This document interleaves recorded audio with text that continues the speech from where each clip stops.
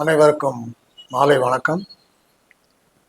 சிவன் அவன் என் சிந்தையில் இருந்தாதனால் அவன் அருளாலே அவன் தாள் வணங்கி இந்த மங்களகரமான நூல் வெளியீட்டு விழாவினை நடத்துவதிலே பெரும் மகிழ்ச்சி கொள்கிறேன். தற்போது இறை வணக்கம்.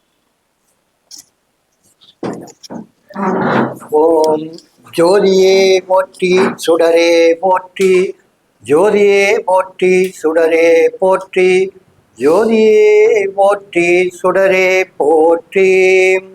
இல்லக விளக்கது இருள் கெடுப்பது, சொல்லக விளக்கது சோதி உள்ளது, பல்லக விளக்கது பலரும் காண்பது, நல்லக விளக்கது நம சிவாயவே.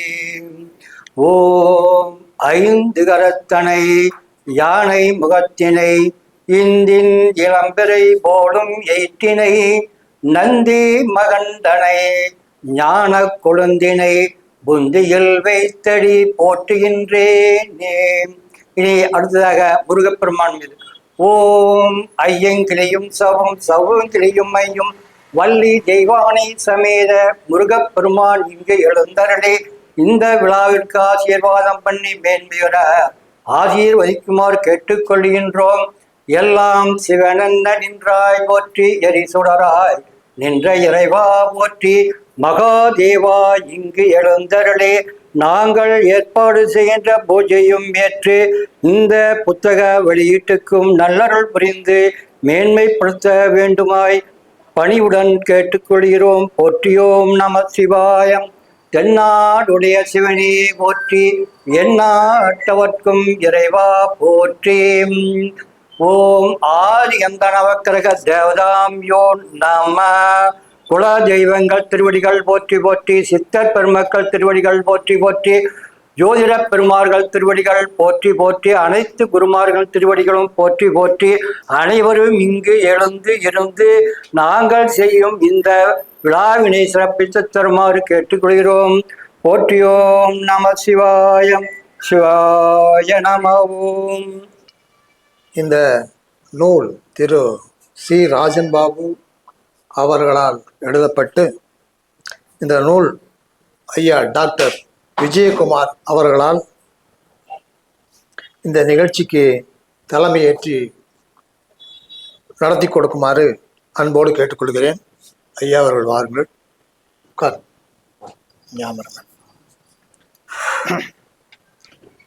மரணமும் ஜோதிடமும் என்கிற இந்த அரிய நூலை நம்முடைய ஜோதிடர் ராஜன் பாபு ஐயா அவர்கள் எழுதியிருக்கிறார்கள்.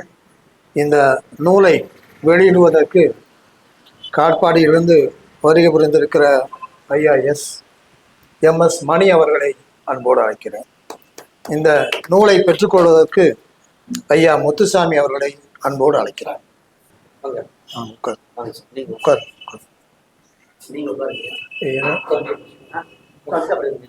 தற்போது இந்த நிகழ்விற்கு தலைமை தாங்கி நடத்தி கொடுக்கிற ஐயா டாக்டர் விஜயகுமார் அவர்களை தலைமையுரை வழங்குமாறும் ஆசியுரை வழங்குமாறும் அன்போடு கேட்டுக்கொள்கிறோம். அனைவருக்கும் வணக்கம். நான் வணங்கும் பிரபஞ்சத்துக்கு நன்றி. இன்னைக்கு சிஆர்பி மெத்தட் உலக அளவில் சென்றடைகிற ஒரு மிகப்பெரிய அந்த துறையின் ஜாம்பவானாக நிறுவனராக இயக்கிய அப்படின்னு பார்த்தீங்கன்னா நம்ம சிஆர் ராஜன் பாபு அவர்கள். இந்த புத்தகம் அவர் ஆல்ரெடி 3 புத்தகங்கள் வெளியிட்டிருக்காரு. இன்னைக்கு ஒரு மறைபொருள் ரகசியத்தை வெளியே கொண்டு வர்றதுக்கு இங்கே வந்திருக்கார். அதுதான் மரணமும் ஜோதிடமும்.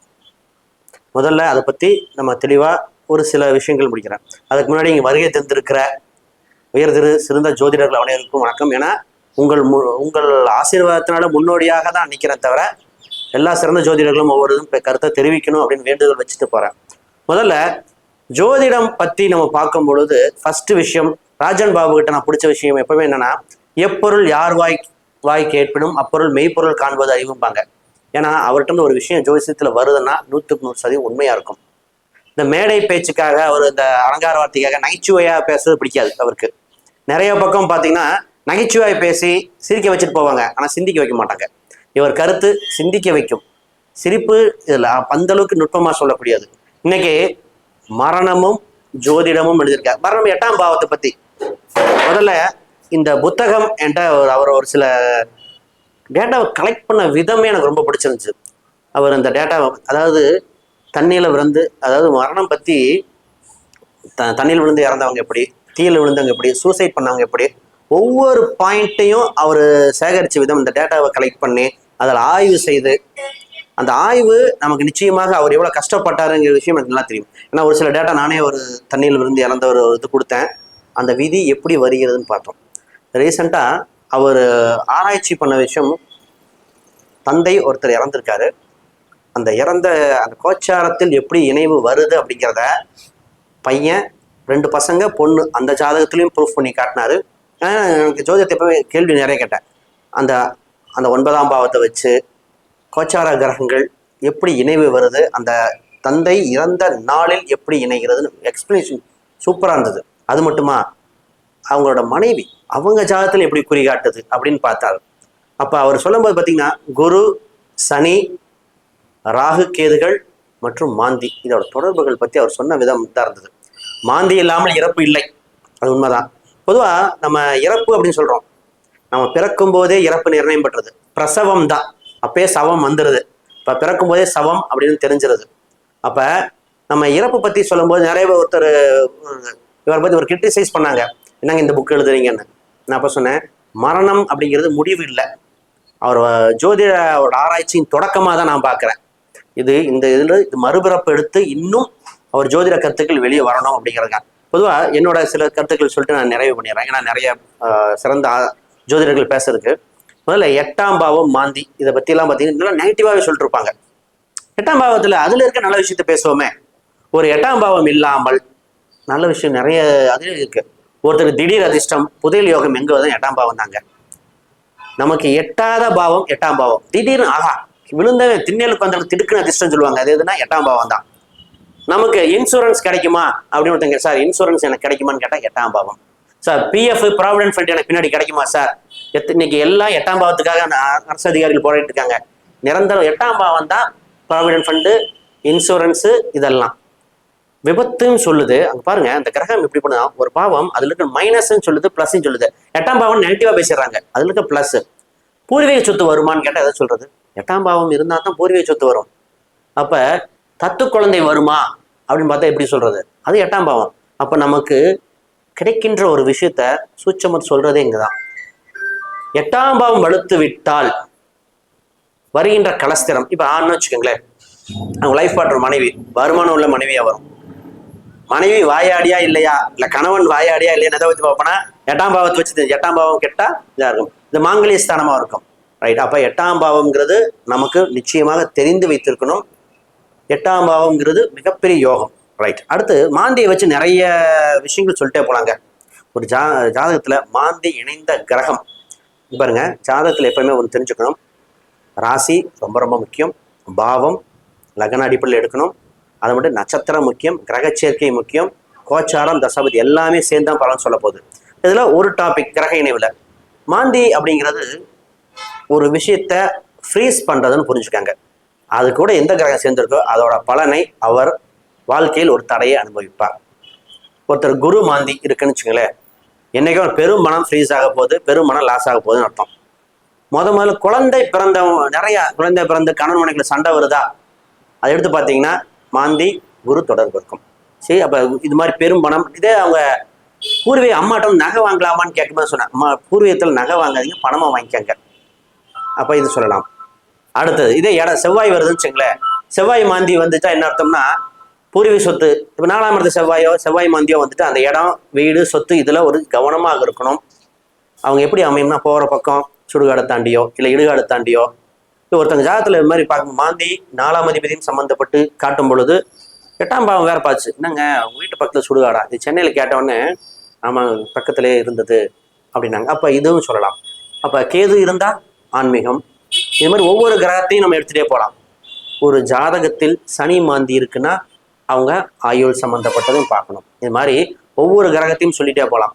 இப்போ நிறைய பேர் பின்னாடி பேசணுங்கிறதுக்காக நான் சில கருத்துக்களோட நிறைவு பண்ணுறேன். இந்த ஜோதிட புத்தகம் அதாவது உலகத்துக்கு மரணத்தை பற்றி ஜோதிடமாக அவ்வளோ விளக்கின புத்தகங்கள் குறைவு, அது தெளிவாக விளக்கின புத்தகங்கள் குறைவு. இவர் ஓப்பனாக போட்டிருக்காரு. நிறைய பேர் சும்மா அது இதுன்னு சொல்லலாம், ஆனால் ரூலாக ஃப்ரேம் பண்ணி இதுக்கு கொடுத்துருக்காரு. நிச்சயமாக இது இந்த பிரபஞ்சம் இவர் கொடுத்ததை திருப்பி இவர் உலகத்துக்கு கொடுத்துருக்கார். நிறைய ஜோதிடர்கள் இதை பயன்படுத்தணும், இதை தெரிஞ்சுக்கிட்டு நம்ம என்ன விஷயம் எப்படின்னு ஒரு அலாட் கொடுத்துறதுக்காக இதாக இருக்குது. முதல்ல இந்த விழா சிறப்பாக நடைபெற திரு ராஜன் பாபு அவர்களோட முறை மென்மேலும் வளர, அவர் மாணவர்கள் இருக்காங்க, சிறந்து இந்த உலகத்துக்கு வரணும், இந்த புத்தகம் பெரிய லெவலில் வரணுங்கிறது எனக்கு தெரியும். ஏன்னா முதல்ல ஆரம்பிக்கும் பொழுதே ஒரு புத்தகத்தை காட்டும் போது கரண்ட் போச்சு. அப்போவே சொன்னோம் இளையராஜாக்கு ஏற்பட்டதுங்க, கொடி கட்டி பறந்தாருன்னு சொன்னோம். அது மாதிரி அதுக்கப்புறம் இங்கிலீஷில் போட சொன்னேன், இங்கிலீஷ்லையும் போட்டார், பல புத்தகங்கள் போட்டார். மிக மிக அனைவருக்கும் வாழ்த்துக்கள். நன்றி, வணக்கம். நன்றி டாக்டர் அவர்களே. அடுத்ததாக நூல் வெளியீட்டு விழா. நூல் வெளியீட்டு விழா நடைபெற இருக்கிறது. இந்த மரணமும் ஜோதிடம் என்கிற இந்த அரிய ஜோதிட நூலை வெளியிடுபவர் திரு MS மணி அவர்கள் காட்பாடி. அந்த நூலை பெற்றுக்கொள்வதற்காக திரு ஐயா முத்துச்சாமி ஜோதிடர் அவர்களை அழைக்கிறோம்.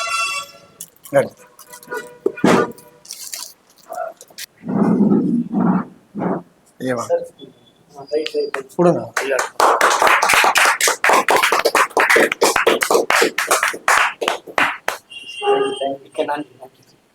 நன்றி ஐயா.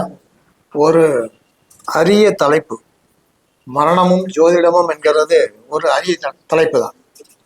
ஐயா தலைமை உரையிலே சொன்னது போல, எனக்கு இப்பொழுது ஒரு மாதத்திற்கு முன்பு கூட ஒரு நிகழ்வு, இந்த மரணத்தை என்னுடைய உறவினர் ஒருவர் இறந்து விட்டார். அவருடைய வயது மிகவும் இள வயது, 23 வயதிலே எண்ணற்ற கனவுகளோடு அவர்கள் பெற்றோர்கள் காத்து கொண்டிருக்கின்ற ஒரு வேளையிலே விபத்திலே இறந்து விட்டார்.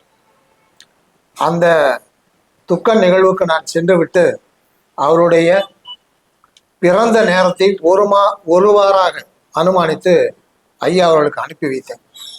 அவர் அதை ஆராய்ந்து பார்த்துவிட்டு இவருக்கு அற்ப ஆயுள்தான், விபத்திலே மரணம் என்பதை உறுதிப்படுத்தினார். ஒரு வகையிலே மரணம் என்பது தாங்க முடியாத ஒரு இழப்பு.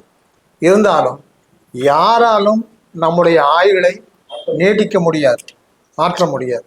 அதை அவர் வாயினால் கேட்ட பொழுது ஒரு வாராக இந்த வாழ்க்கை இவ்வளவுதான் என்பதை நான் ஏற்றுக்கொண்டோம். இந்த நூலிற்கு ஒரு நேரடியான சாட்சியாக நானே இங்கு நிற்கிறேன். ஐயா அவர்களுக்கு நன்றி. இந்த நூலை பற்றி உங்களுடைய கருத்துக்களை நம்முடைய பகிர்ந்து கொள்ளுமாறு உங்கள் அனைவரையும் அன்போடு அழைக்கிறேன். யார் வேண்டுமானாலும் தங்களுடைய கருத்துக்களை இங்கே பகிர்ந்து கொள்ளலாம். இருப்பதே ரத்தினங்களைப் போல அரிய அருமையான ஜோதிடர்கள் இருக்கிறீர்கள். இதில் ஒரு இனிய நிகழ்வாக நூலாசிரியர் ராஜன் பாபு அவர்களுக்கு டாக்டர் விஜயகுமார் ஐயா அவர்கள் பொன்னாடை போத்துவார்கள்.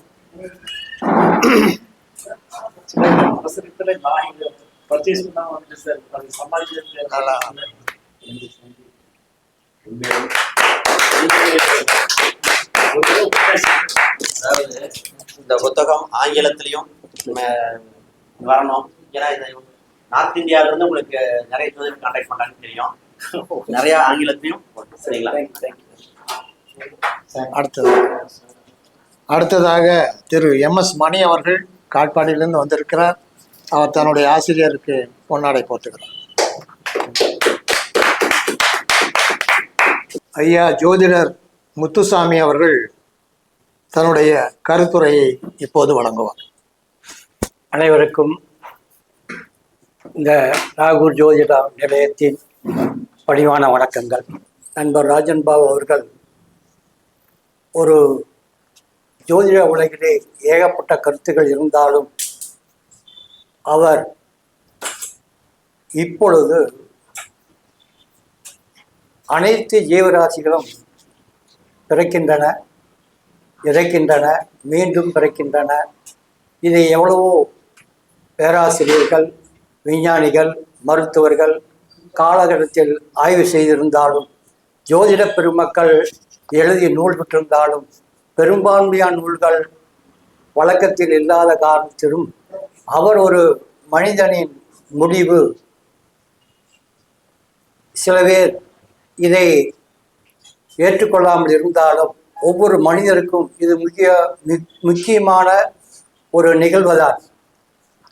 பிறந்தன இறக்கும், இறந்தன பிறக்கும் என்பது போல் பிறப்புக்கு நாள் குறித்த மனிதன் அதே மாதிரி அவருடைய வாழ்நாளில் ஆண்டு அனுபவித்து இறுதி நாளில் எப்படி தனக்கு அந்த வாழ்க்கை பரிணாமம் போகிறது, தன்னுடைய குடும்பங்கள் இருக்குமா இல்லையா, இல்லை அந்த கால நிர்ணய கட்டங்கள் நம்முடைய வாழ்வின் முடிவு நிலை வசந்தத்திலே போகுமா அல்லது பாலைவனமாக மாறுமா அல்லது திடீர் எதிர்பாராத விதமாக போயிடுமா. எதிர்பாராத விதம் என்று சொல்லப்படுது ஏகப்பட்ட காரணங்கள் இருக்கின்ற, நிகழ்வுகள் இருக்கின்றது.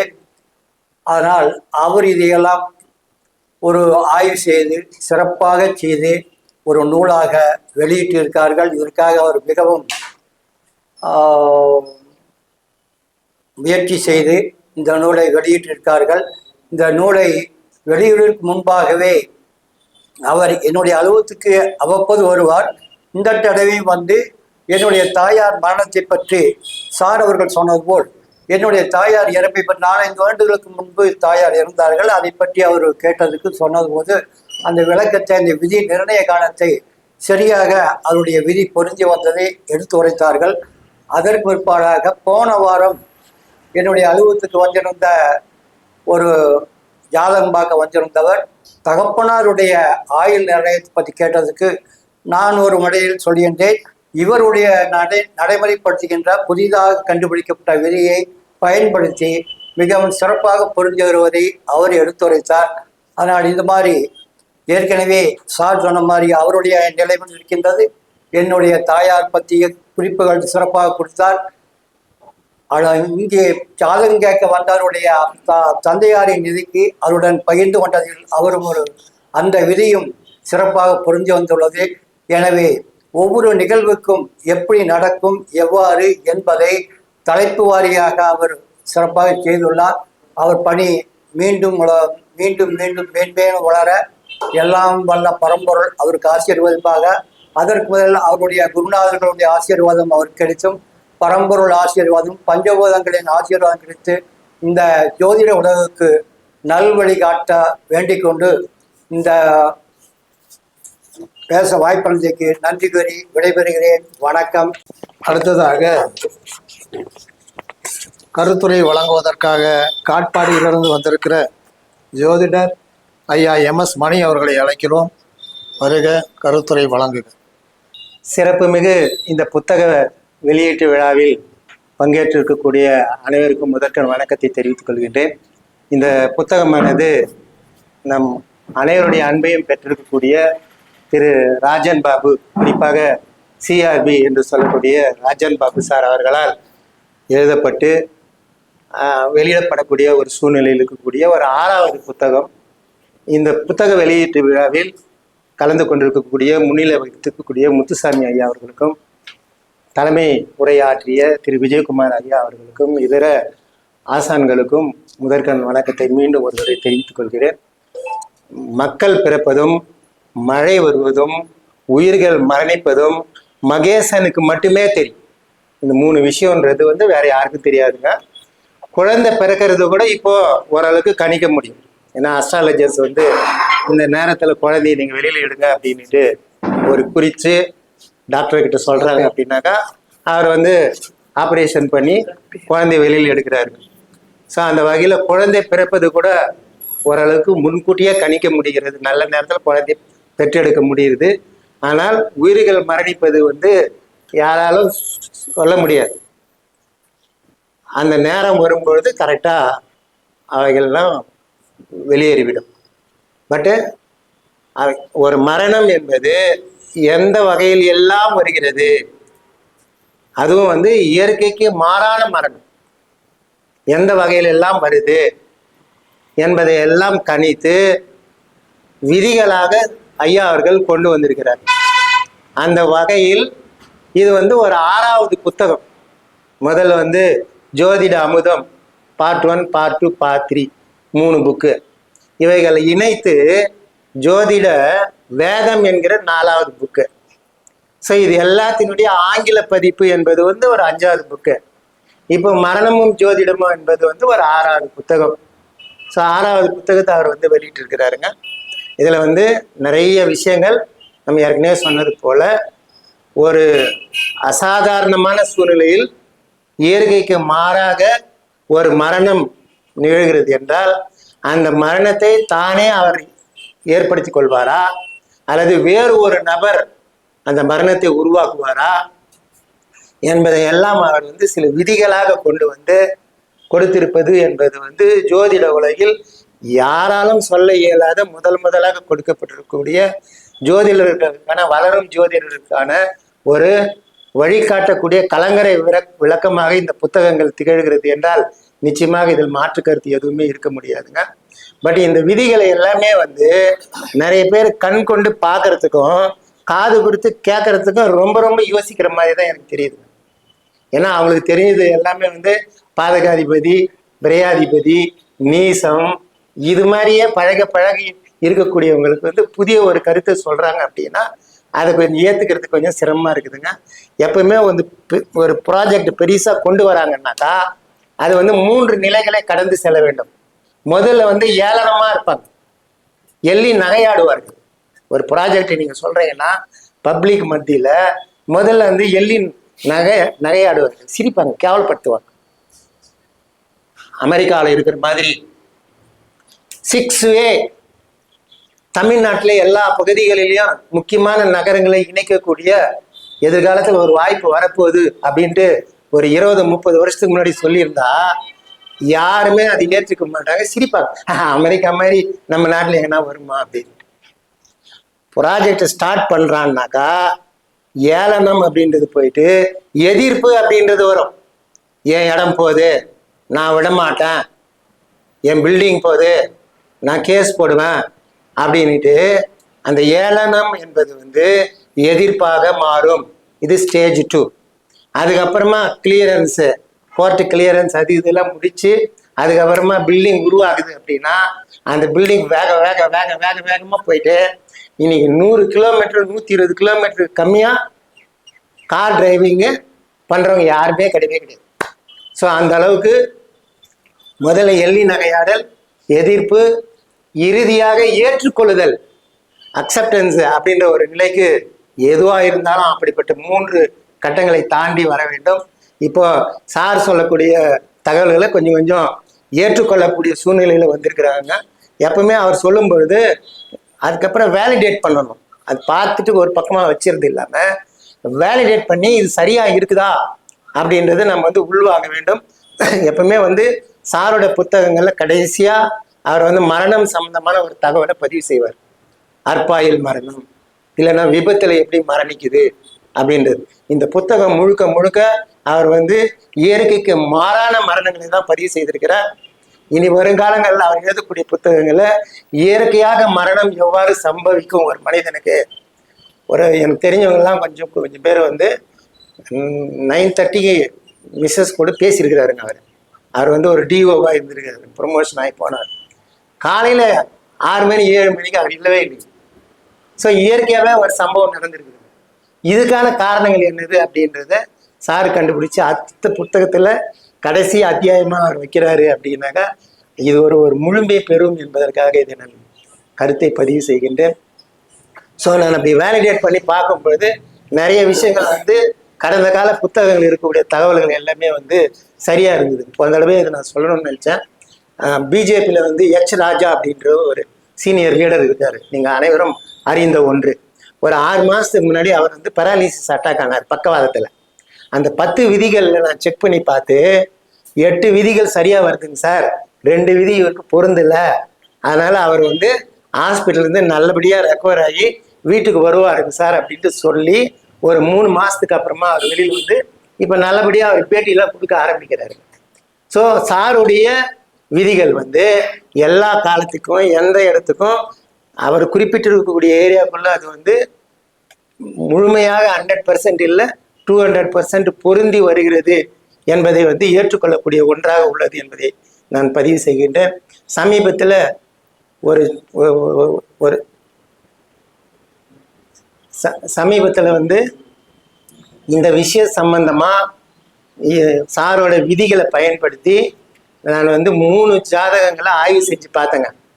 ஒன்று வந்து வாஞ்சிநாதன் அவர் வந்து கொலை செஞ்சிருக்கிறாரு, அந்த ஜாதகத்தையும், வீரப்பன் நிறைய கொலைகள் செஞ்சிருக்கிறாரு அந்த ஜாதகத்தையும், அது இல்லாமல் ஒரு 9 கொலையை செஞ்சிருக்கக்கூடிய ஒரு 14 வயசுலேயே முதல் கொலையை செஞ்ச ஒருத்தர் நபர்களுடைய ஆய்வு, அதை வந்து இரும்பாளையம் விஜயன் ஐயா அவர்கள் வந்து பதிவு செஞ்சிருக்கிறாருங்க. அந்த சோர்ஸ் வந்து அவர்கிட்ட தான் எடுத்திருக்கிறாங்க. அவர் வந்து சுகர் நாடி முறையில் அது எப்படின்றது எக்ஸ்பிளைன் பண்ணுவார். பட் நம்ம வந்து சிஆர்பி முறையில் அது எப்படி இருக்குது அப்படின்றத நான் பார்க்கும்போது சார் சொன்ன விதிகள் வந்து முழுமையாக அதில் பொருந்தி வருகிறது என்ற ஒரு கருத்தை நான் பதிவு செய்கிறேன். வாய்ப்பு கிடைச்சதுனாக்கா நம்ம அது சொல்கிறதுக்கு டைம் இருக்குதான்றது தெரியலைங்க. இல்லை, டேட் ஆஃப் பர்த் டைம் மட்டும் சொல்லிட்டு அந்த விதிகளை சொல்லிடுறாங்க என்னது அப்படின்றது. ஸோ சின்ன வயசுலேயே அவர் வந்து 14 வயசுலேயே அவர் வந்து சில கொலைகள் செய்ய ஆரம்பித்து ஒரு 9 கொலை அளவு செஞ்சவர் அப்படின்றது விஜயன் ஐயா பதிவு செஞ்சிருக்கிறாருங்க. அவர் பிறந்தது வந்து ஒரு ஆண் தான். 8/2/1978 காலை 7:20 மணி 7:20 AM சென்னையில் பிறந்திருக்கிறாரு. லக்னம் கும்ப லக்னம். ஸோ இப்போ நீங்களே அந்த சார்ட்டை ஜெனரேட் பண்ணிக்க முடியுங்க.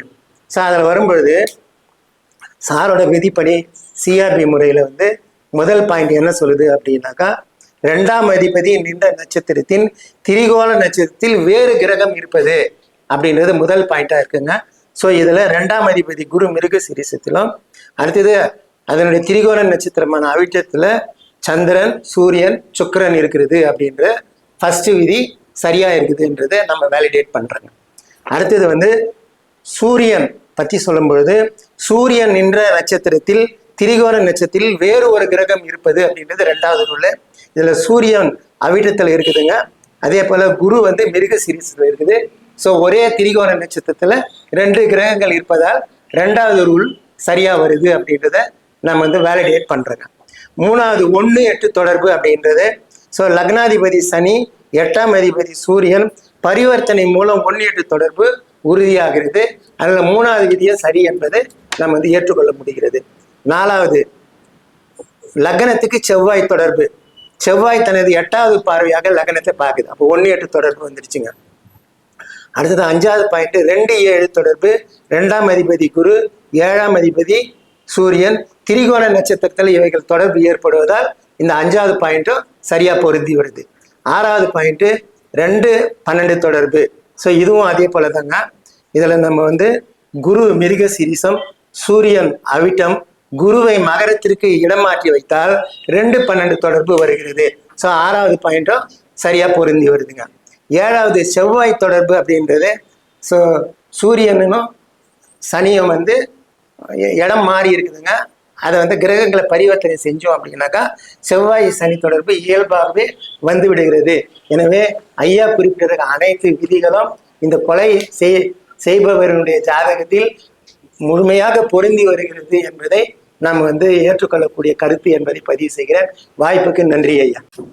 நம்முடைய ஜோதிடர் ஆஸ்ட்ரோ ராஜா வெங்கட்ராமன் அவர்கள் தங்களுடைய கருத்தை முறையாக வழங்குவார். அவையில் உள்ள எல்லோருக்கும் என்னோட பணிவான வணக்கங்கள்.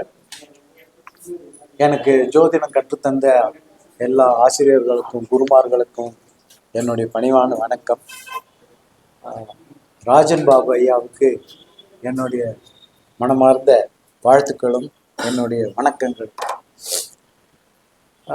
அவரும் நானும் ரொம்ப ஒரு ஃப்ரெண்ட்ஷிப்பில் இருக்கோம். அப்போ இந்த ஜோதிடத்தில் மரணங்கிறத பற்றி நான் கொஞ்சம் தெரிஞ்சு வச்சதை அதையும் டிஸ்கஸ் பண்ணியிருக்கோம். அவர் நிறையா விஷயங்கள் எல்லாம் கொடுத்துருக்காரு. இப்போ ஒரு ஜாதகம் வந்ததுன்னா நாம் முதல்ல வந்து அவங்க ஆயுள் காலம் எவ்வளோ இருக்குன்னு பார்ப்போம். அப்போ பூர்ண ஆயுள் அப்படின்னா 120 வருஷம். இப்போ 120 வருஷம் யாராவது வாழறாங்களா? இல்லை. சரி, நீண்ட ஆயுள் 96 வருஷம்னு ஒரு ஃப்ரேம் பண்ணி வச்சிருக்கோம். அது இப்போ யாரும் அவ்வளோ நாள் வாழாது. இதுக்கு முதல் ஜென்ரேஷன் வந்து இப்போ எல்லாம் மத்தியம ஆயுள், அதாவது 66 வயசு அந்த தசாபுதி காலம் வர வரைக்கும் அவங்க இருக்கிறாங்க. அது தவிர 35 வயசு 36 வயசுக்குள்ள இருக்குன்னா அற்ப ஆயுள் அப்படிங்கிறத பார்த்துட்டு அதுக்கப்புறம் தான் அவருக்கு திருமணம் உண்டா இல்லையா, அற்ப ஆயுள் இருக்கிறவங்களுக்கு பார்க்கணுங்கிற அவசியமே இருக்காது. அந்த கணிதம் போடுறதுக்கு என்னங்கிறது படிச்சுருக்கோம். அதை பார்த்து நாம் ஆயுள் கணிதம் பண்ணிட்டு தான் எந்த ஜாதகமும் பார்க்குறோம். ஓகேங்களா? அப்படி இந்த மாதிரி இருக்கும்போது இந்த மரணம் எப்போ ஏற்படும் அப்படிங்கிறது இருக்கு இல்லைங்களா, அதுக்கு சில வழிமுறைகளெல்லாம் என்னன்னு பார்த்து கொடுக்க வேண்டியது இருக்கு. இன்னைக்கு கூடயும் ஒருத்தர் வந்து 84 வயசுல ஜாதகம் பார்க்க வந்தாரு. அவருக்கு நான் எவ்வளோ ஆயுள் காலம் இருப்பேன் அப்படின்னு அவர் கேட்குறாரு. அப்போ அதுக்கு ஒரு உடனே இறந்துருவேங்கனாலும் சொல்ல முடியாது. காலத்தில் அவங்களுக்கு மரணம் சம்பவிக்கிறதுக்கான ஒரு இது இருக்குது, கொஞ்சம் ஜாக்கிரதையாக இருக்கணும். அந்த மாதிரி பாலிஷ்டாக சொல்லுவோம். ஒவ்வொருவோட பிறப்பு ஜாதகம் இருக்கிற இடத்துல இந்த வயசும் கூடி இப்போ 84 வயசில் வராரு. அவருடைய அந்த ராகு கேது பிறப்பு ஜாதகத்தில் இருக்கக்கூடிய ராகு கேதுல வந்து கரெக்டாக ஃபிட் ஆகும்போது கோச்சாரத்தில், அதை தவிர சனியும் ஏதாவது லக்னத்துக்கு தொடர்பு வரும்போது அவங்களுக்கு மரண சம்பவம் எல்லாமே ஏற்பட்டு இருக்குது. அப்போ இந்த மரணம் வந்து அவர் கேட்குறாரு. ஒரு யுஎஸ்ஏல வந்து ஒருத்தர் 83 வயசில் ஒருத்தர் கேட்குறாரு, நான் இந்தியாவுக்கு வருவேனா, இந்தியாவுக்கு வந்தானே நான் ஏதாவது பெட் ரிட்டர்ன் ஆகிடுவேனா, இல்லை இங்கேயே இருந்துக்குவேனா, என்னோட கடைசி காலம் எப்படி இருக்கும், அது வரைக்கும் நடமாடிட்டு இருப்பேனா அப்படின்னு. அப்போ அவருக்கு சில அந்த கடைசி காலத்தில் பண்ண வேண்டிய சில காரியங்கள் எல்லாம் இருக்குது. அவருடைய பேங்க் டெபாசிட்ஸு இது எல்லாமே இந்தியாவில் இருக்குது. அது தவிர அவங்க சொத்து இதெல்லாம் இங்கே இருக்குது, அதெல்லாம் எழுதணுமா அப்படிங்கிறதுக்கெல்லாம் அவர் ஒரு பிளான் பண்ணுறாரு. அப்போ அவருக்கு கரெக்டாக நாம் கைடு பண்ணி கொடுக்கணும். அது மாதிரி கைடு பண்ணி கொடுத்துருக்கோம். அப்போ இந்த மரணத்தை பற்றி பேசுறது தவறு இல்லை. யாருக்கு என்ன தேவையோ, தேவையில்லாத ஆளுக்கு அது சொல்லணுங்கிறது இல்லை, தேவை இருக்கிற ஆளுக்கு மரணத்தை பற்றி கேட்குறாங்க. அப்போ கண்டிப்பாக அது நாம் சொல்ல வேண்டியது ஜோதிடரோட கடமை. இப்போ வந்து ஒருத்தர் காணா போயிட்டாரு. காணா போனதும் அவர் வந்து ஃபஸ்ட்டு நாம் வந்ததும் என்ன பார்ப்போம், இவர் உயிரோட இருக்காரா இல்லையா, வெளியே காணா போனவர். அதுக்கு ஒரு சின்ன ஃபார்முலா வச்சு நான் ஃபாலோ பண்ணிட்டு இருக்கேன். இது என்னோட குருஜி சுவாமிஜி சொல்லி கொடுத்தது. அப்போ சந்திரன் 3ஆம் பாவம் நீர் ராசி இருந்தாலோ, லக்ன நட்சத்திரம் 3ஆம் பாவம் நீர் ராசி இருந்தாலோ, லக்னம் உபநட்சத்திரம் 3ஆம் பாவம் நீர் ராசி இருந்தாலோ அந்த இடம் வந்து ஒரு மரண சம்பவத்தை சுட்டி காட்டும். அப்போ இதை பார்த்துட்டோம்னா அவர் உயிரோடு இருக்கார் இல்லையா அப்படிங்கிறது தெரியும். சரி, அதுக்கு அடுத்த நிலையில் இப்போ உயிரோடு இருக்காருன்னா அவர் எப்போ திரும்பி வருவார்னா அதுக்கு கால்குலேஷன் போட்டு இந்த காலத்தில் வந்து சேருவார். அப்போ கூட யாரெல்லாம் இருப்பாங்க, எவ்வளோ டிஸ்டன்ஸில் இருப்பாங்க, யாரெல்லாம் கூட இருக்கிறாங்க அப்படிங்கிறதெல்லாம் நாம் பார்த்து சொல்ல முடியும். ராஜனையோட சிஆர்பி மெத்தடில் நான் பயணிச்சிட்ருக்கிறேன். அப்போ என்கிட்ட எப்போவுமே ஒரு 5000-6000 ஜாதகம் இருக்கும் ரெஃபரன்ஸாக நான் டாக்குமெண்டேஷன் பண்ணது. அதை தவிர நான் கல்வி பயில்றது அதுங்கெல்லாம் ஒரு 5000 ஜாதகம் இருக்கும். ஒரு 10,000 ஜாதகம் என்கிட்ட எப்போவுமே இருக்கும். அப்போ இந்த மரணம் சம்பவிச்சது அப்படிங்கிறது வந்து ஒரு டாக்குமெண்டேஷன் இருக்கு. அப்போ இதில் என்னன்னா, தாய் தந்தையர் இருக்கும்போதே குழந்தைங்க வந்து இறந்து கர்மம் பண்ணுற நிலை இருக்கும். இல்லை இவங்க குழந்தைங்க இருப்பாங்க, அப்பா அம்மா சீக்கிரமே இறந்துருவாங்க, அந்த நிலையும் இருக்கும். அது இல்லாமல் இளைய சகோதரம் மூத்த சகோதரம் இவங்கள்லாம் இறக்கிறதுக்கு என்ன விதின்னு சொல்லி ஒரு ஃப்ரேம் பண்ணி கொடுத்துருக்குறாரு. அந்த விதிகளை அப்படியே எடுத்து ஃபிட் பண்ணோன்னா அவ்வளோ துல்லியமாக அந்த ஜாதகங்கள்லாம் காட்டுது. எனக்கு ரொம்ப ஆச்சரியமாக இருக்குது, என்ன இவ்வளோ இதாக இருக்குது அப்படின்னு. இதை தவிர மரணம் வந்து இயற்கையான மரணம் இல்லாமல் ஒன்று விபத்தில் இறக்குறாங்க, இல்லை தூக்கு போட்டு இறக்குறாங்க, நோய்வாய்ப்பட்டு இறக்குறாங்க, ஃபயர் ஆக்சிடென்ட் ஆகி இறக்குறாங்க. எங்கள் குடும்பத்திலே ஒரு ஃபயர் ஆக்சிடென்ட் ஆகி ஒருத்தர் இறந்துட்டாங்க. அப்போ அந்த சம்பவத்துக்குள்ளேயே நான் ஐயா கூட நான் டிஸ்கஸ் பண்ணி அந்த ரூல்ஸ் எடுத்து ஃபிட் பண்ணான்னா கரெக்டாக இருக்குது. இப்போ ஒருத்தர் நீரில் மூழ்கி இறந்துடுறாரு. அப்போ அதெல்லாம் முதல்ல நமக்கு தெரிஞ்சோன்னா கொஞ்சம் கவனமாக இருக்க சொல்கிறதுக்கான வாய்ப்பெல்லாம் இருக்கும். இந்த மரண சம்பவத்தை கண்டிப்பாக நாம் என்னன்னு சொல்லி ஆய்வு பண்ணி கொடுக்க வேண்டியது நம்ம கடமை. அப்போ ஒருத்தர் வீட்டிலேயே இறப்பாரா, இல்லை ஹாஸ்பிட்டலில் போய் இறப்பாரா, இல்லை ஹாஸ்பிட்டலுக்கு கொண்டு போகிற வழியிலேயே ட்ராவல்லையே இறப்பாரா, சரிங்களா? அப்போ இவர் தனியாக இறந்து போயிடுவாரா, இல்லை தூக்கத்திலேயே இறந்து விடுவாரா? இந்த மாதிரி பல விதமாக ஒவ்வொருத்தருக்கும் கேள்வியும் இது இருக்குது. அப்போ அதெல்லாம் பார்த்து ஆய்வு பண்ணி கொடுக்கணும். அந்த விதத்தில் ராஜன் பாபு ஐயாவோட அந்த விதிகள் டேபிள் காலம் வச்சு எல்லாமே செக் பண்ணும்போது மிகவும் சிறப்பாக இருந்தது. அதுக்கு நான் மிகவும் கடமைப்பட்டிருக்கிறேன். நான் இந்த மரணம் எப்படி நடக்கும், உள்ளூர் நடக்குமா, வெளியூர் நடக்குமா, வீட்டில் நடக்குமா, அதெல்லாம் பார்ப்போம். ஒவ்வொரு உறவு முறைக்கும் எப்படி அவங்களோட மரண சம்பவம் இருக்குங்கிறது, அது இல்லாமல் விபத்து மூலயமாவும் செயற்கையாகவும் இந்த மாதிரி கொலை செய்யப்பட்டு இந்த மாதிரி மரணங்கள் எல்லாம் எப்படி வருங்கிறதுக்காக ஐயா இந்த புக்கில் அருமையாக கொடுத்துருக்கிறார். மிகவும் சிறப்புன்னா சிறப்பு, மிகவும் சிறப்பு. கண்டிப்பாக இது ஒவ்வொரு ஜோதிடரும் தெரிஞ்சு வச்சுக்க வேண்டிய இந்த தலைப்புகள் இருக்குது. இதை நீங்கள் பயன்படுத்தி பார்க்கும்போது அது அந்த கஸ்டமருக்கு நீங்கள் கொடுக்கக்கூடிய மாபெரும் பரிசு வழிகாட்டுதல். அதுக்கு இதை நீங்கள் கண்டிப்பாக பயன்படுத்தணும்னு சொல்லிட்டு என்ன தாழ்மையான வேண்டுகோள். இதை உலகுக்கு அளித்த உங்களுக்கு கோடான கோடி நன்றிகள். வாய்ப்பளித்ததற்கு நன்றி. அடுத்ததாக வாழ்த்துறை வழங்குவதற்கு ஜோதிடர் சுந்தரசாமி ஐயா அவர்களை அழைக்கிறோம். ஐயாவார் நீங்கள். வந்திருக்கக்கூடிய ஜோதிட பிறந்தகளார் அனைவருக்கும் என்னுடைய முதல் நன்றி.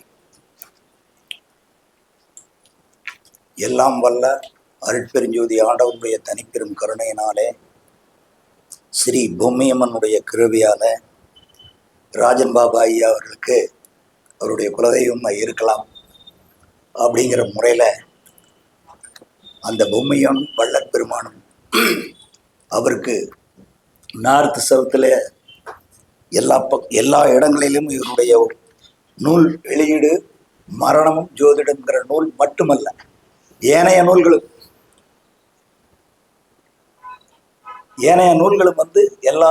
எல்லா மதத்தவரும் எல்லா இனத்தவரும் எல்லா நாடுகளிலும் இது எல்லாருக்கும் தெரிஞ்சுக்கணுங்கிறது என்னுடைய முதற்கண் நன்றி.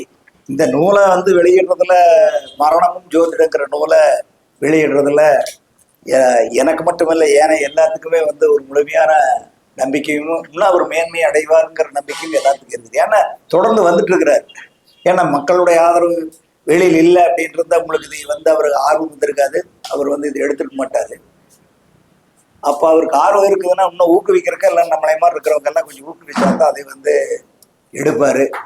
ஏன்னா எந்த நூலையும் வெளியிடுறது ஒரு ஆர்வம் இருக்கிறவங்க படித்தவங்க வரக்கூடியதில் அவருக்கு தூண்டாமணிக்கு தூண்டுகோல் தேவைமாறு அவருக்கு எல்லாருடைய ஆதரவு இருந்தால் தானே இன்னும் ஆராய்ச்சி பண்ணலாம் அப்படிங்கிற ஒரு ஆர்வம் இருந்தாலும் அவர் ஆராய்ச்சி பண்ணுவாருங்கிற நம்பிக்கை எனக்கு இருக்குது. அதனால இதெல்லாம் முன்னுக்கு கொண்டு வந்திருக்கிறாரு. சரி, இன்னும் ஜோதிட நூலுக்கு 8ஆம் பாவத்துக்கு வர்றேன். ஜோதிடங்கிறது ஒரு பட்டம், 360 டிகிரி. அது எந்த கோணத்தில் சொன்னாலும் ஜோதிடம் ஓரளவுக்கு பலிதமாகும். அதாவது அது எப்படி சொன்னார், நான் விசித்திர ஜோதிடர்கிட்ட எல்லாம் வந்திருக்கிறேன், கல்யாண சுந்தரத்துக்கிட்ட சந்திச்சுக்கிறேன், பெரிய ஜோதிடர்கள் எல்லாம் சந்திச்சுக்கிறேன். அவங்க நிறைய பாடல்களும் இதுகளும் நிறைய சொல்லுவாங்க. நான் செய்யுள் வடிவத்தில் கொஞ்சம் ஜோதிடம் படிப்பேன். அப்போ அவங்கெல்லாம் என்கிட்ட சொல்லுவாங்க, அண்ணா நீங்கள் சொல்லுங்கள் ஜோதிடத்தில் அந்த பாடல் சொல்லுங்க. நான் சொல்லுவேன். அவங்க ஒரு சின்ன 2 வார்த்தையில் முடிப்பாங்க. அதுவும் கரெக்டாக இருக்குது, இதுவும் கரெக்டாக இருக்குது. இது கடினமான உழைப்பில் இருக்குது. ஆனால் ஏன்னா இன்னைக்கு லேட்டஸ்டான காலத்தில் இன்னைக்கு சுருக்கமாக சொல்கிறாங்க. ஆனால் மரணத்தை பற்றியோ வாழ்க்கை பற்றியோ எல்லாம் ரொம்ப சரியாக தான் வருது. அதில் ஒன்றும் மாற்று கருத்து இல்லை. முன்ன காலங்களில் நவீனமான காலங்கள் எந்த மாதிரி ஜோதிடங்கள் வருங்கனால சொல்ல முடியாது. ஆனால் இருந்தாலும் நான் ஒரு வார்த்தை பேசிட்டு என்னுடைய உரையை நிறுத்துறேன். இருந்தாலும் அதுக்கு என்ன காரணம்னா, குமாரசாமிங்கிற ஒரு நூல்ல ஆயிலை பத்தி சொல்றேன். 6 5 எண்ணாங்கு அற்கு இறை சுன் வயதுக்காம் வாழையோ 6 12 5 20 8 32. இந்த 3க்கு எந்த குழந்தை பிறந்தாலும் அதுக்கு 13 வயசு வரைக்கும் ஆயுள் நிர்ணயம் கிடையாது. பாராரிட்டன் அதுக்கு பேர். 6 5 எண்ணாங்கு அற்கு இறை சுன் வயதுக்காம் வாழையோ. இந்த வாழையோகத்தை பத்தி சொல்லுது குமாரசாமி இதுல. அதுக்கு பேரு பாலாரிட்டன் தனியா 6 12 5 8 வரைக்கும் ஒரு ஜாதகத்துல பாலரிஷ தோசை இருக்கும். பாலாரிட்டம் 20, அற்பாயிலும் 32. ஆகினால இதுக்கு ஜோதிடத்துல வந்து நிறைய கண்டுபிடிப்பு இருக்கு. பாக டிகிரியில இந்த கண்ணில் எத்தனை அது டிகிரியில ஒரு கிரகம் இருந்ததுன்னா, சந்திரன் இருந்ததுன்னா அந்த குழந்தை அது எப்ப மரணிக்கும்னு சொல்லலாம். எப்போ அந்த 32 வயது வரைக்கும். அதுக்கு மேல வந்து நிறைய குமாரசாமித்திலேயே சொல்லுது. குமாரசாமித்தில் போதிடமாகிய வேதியநாதன் புராதனன் மால் முதலோர் ஈதிடமாய் வருவார் எனில் யாவும் விடாது இயல்பாக நவில் சோதிடமே திடமாக நாடவும். குமாரசாமியும் திடமா சொல்லணும்னு சொல்லுது. மரணமோ பிறப்போ வளர்ப்போ கேட்கறவங்களுக்கு திடமாக நாடாவுன்னு சொல்றாரு. அதனால இந்த ஆயுளை பத்தி நிறைய குமாரசாமியத்துல 32 பாடல் இருக்குது. 8ஆம் பாவத்துக்கு 10ஆம் பாவத்துக்கு 32 பாடல் இருக்குது. லக்னத்துக்கு மட்டும் இந்த 3க்கு தான் முதல் பாவத்துல 32 32 கொடுத்துருக்கு. மற்ற ஏனைய பாடல்கள்லாம் 5 பாடலு 6 பாடலு. 12ஆம் பாவம் ஒரே பாடல் தான். இந்த மாதிரி 9ஆம் பாவம் ஒரே பாடல் தான். ஆகினால இப்படி எல்லாம் நிறைய பாடல் குமாரசாமி சொல்லியிருக்குது. அதனால இந்த ஆயுளை நிர்ணயம் பண்றதுக்கு ஆயுளுக்கு வந்து அதாவது பாரதியார் கூட சொல்றாரு, வள்ளலார் சொல்றாரு, மரணம் என்னும் பெரும்பாவி வந்திடுமோ, அதாவது பெரும் திரட்டு இறந்தவர்களை எடுத்திடும்போ அரட்டுகின்றார். அதாவது வந்து நவகோள்களெல்லாம் காற்று கனல் கதிர் கூற்று கோள்கள் ஏற்றாலே அழிவென நினையாதீர் உலகில். இந்த பிரபஞ்சத்துல வந்து நாம கோள்களை எல்லாம் வெல்லணும்னா, நமக்கு நவகிரகங்களை வெல்லணும்னா நம்மளுடைய ஆன்ம பலம் வேணும்.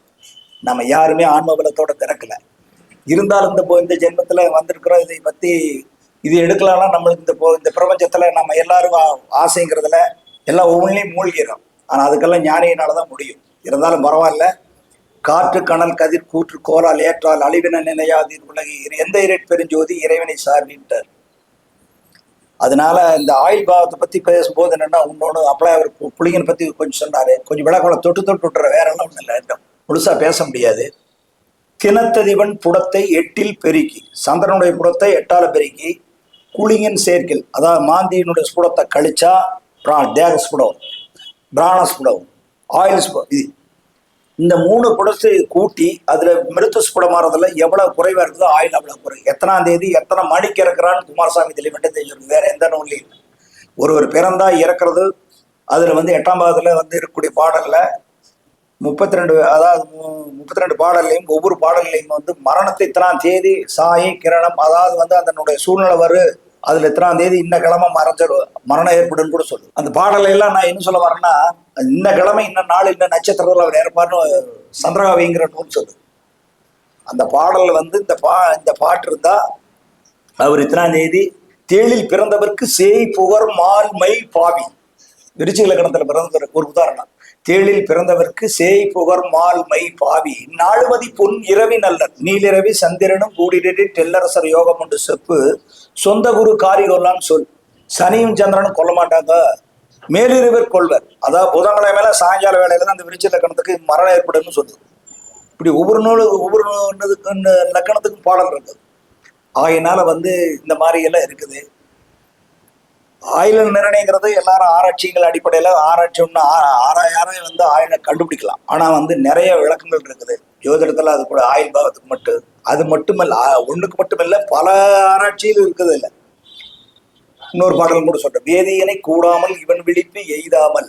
வேதியன்னா குரு, அவனை கூடலைன்னா 8 கூடையவன் வந்து மரணம் ஏற்படும்.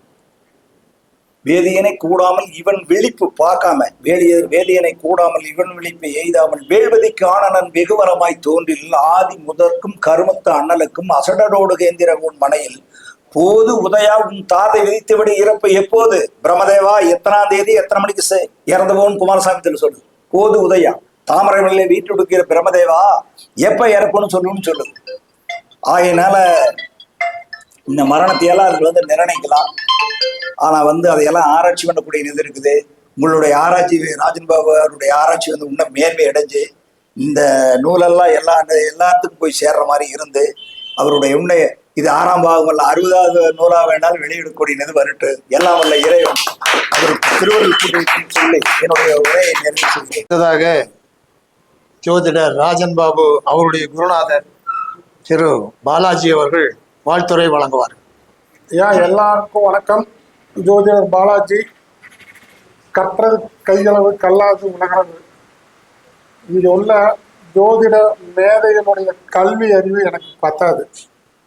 கற்றது கொஞ்சம், அதில் நிறைய விஷயங்கள் தெரிஞ்சு வச்சு என்னுடைய சிஷியனான மணியாராகப்பட்ட வேலையை விட்டுட்டு இன்னைக்கு ஜோதிட ஆர்வத்தில் பயங்கரமாக வந்திருக்கார். அவருடைய யோகம் அமைப்பு சிந்தனை பூராமே ஜோதிடத்தில் தான் இருக்கு. மக்களை பற்றி சிந்தனை, மரண ஆய்வு சம்பந்தப்பட்டது, 8ஆம் பாவம் சம்பந்தப்பட்டது. எல்லா பாவமே மரணத்தை கொடுக்குது. எல்லா கிரகமும் மனிதனை கொல்லும். என்கிட்ட ஆதாரம் இருக்கு. 9 கிரகமும் கொல்லும். மாந்தி முதல் கொண்டு பார்த்துருக்கேன். 500 ஜாதகம் இறந்தவங்களுடைய ஜாதகம் ஆய்வு பண்ணியிருக்கேன் கடந்த 30 ஆண்டு காலமாக. இந்த கிரகம் தான் கொல்லுங்கிறதுல கிடையாது. எல்லா ஸ்தானத்துல எங்க இருந்தாலும் கொல்லும். அதுக்கு என்கிட்ட நிறைய ப்ரூஃப் நிறைய வச்சிருக்கேன். நிறைய கஸ்டமருடைய ப்ரூஃபே நிறைய இருக்கு. அவருக்கு நிறைய கொடுத்துருக்கேன். ஆயுள் பாவத்துக்கு வந்து மெயினா வதம். இதுல இன்னும் ஒரு உயிரை காப்பாத்துறதுக்கு உண்டான விஷயங்களை நான் நிறைய ஆய்வு பண்ணியிருக்கேன். அவர் இன்னும் பண்ணனா ரொம்ப சிறப்பா இருக்கும். நம்ம எல்லாம் என்ன பேசிட்டு இருக்கோம், ஒரு மனிதன் எப்ப சாவார், எந்த திசாபுத்தி வரும்போது உயிர் போகும் அப்படிங்கிறத எல்லாரும் பேசிட்டு இருக்கோம். இந்த விதிக்கு இது உயிர் போகும், கரெக்ட். ஏன் அதை காப்பாத்துறதுக்கு நம்ம முயற்சி பண்ணக்கூடாது? பண்ணக்கூடாதா? தாராளமாக பண்ணலாம். பண்ண முடியும். நான் பண்ணியிருக்கேன். என்கிட்ட இருக்கு. ஒரு நிறைய பேர்த்து காப்பாற்றி விட்டுருக்கேன். ப்ரூஃப் இருக்கு என்கிட்ட. என்னை பொறுத்தளவுக்கு நான் உயிரோடு இருக்கிறதுக்கு வாய்ப்பே கிடையாது. இன்னைக்கு நான் உயிரோடு இருக்கேன் அப்படின்னா அதுல நிறைய விதிப்பயிர்கள். அவரே சொல்லுவார், உங்க ஜாதகம் பிறகு செத்து போன ஜாதகம் பாரு, இது என்னோட தானுங்க. இப்ப என்ன காரணம்? அதுல இல்லை. ஆனா எப்படி இருக்கீங்க, காரணத்தை சொல்லுங்கன்னா அந்த விதியை கண்டுபிடிச்சிட்டோம். ஒண்ணுமே இல்லை, சிம்பிளா இருக்கு.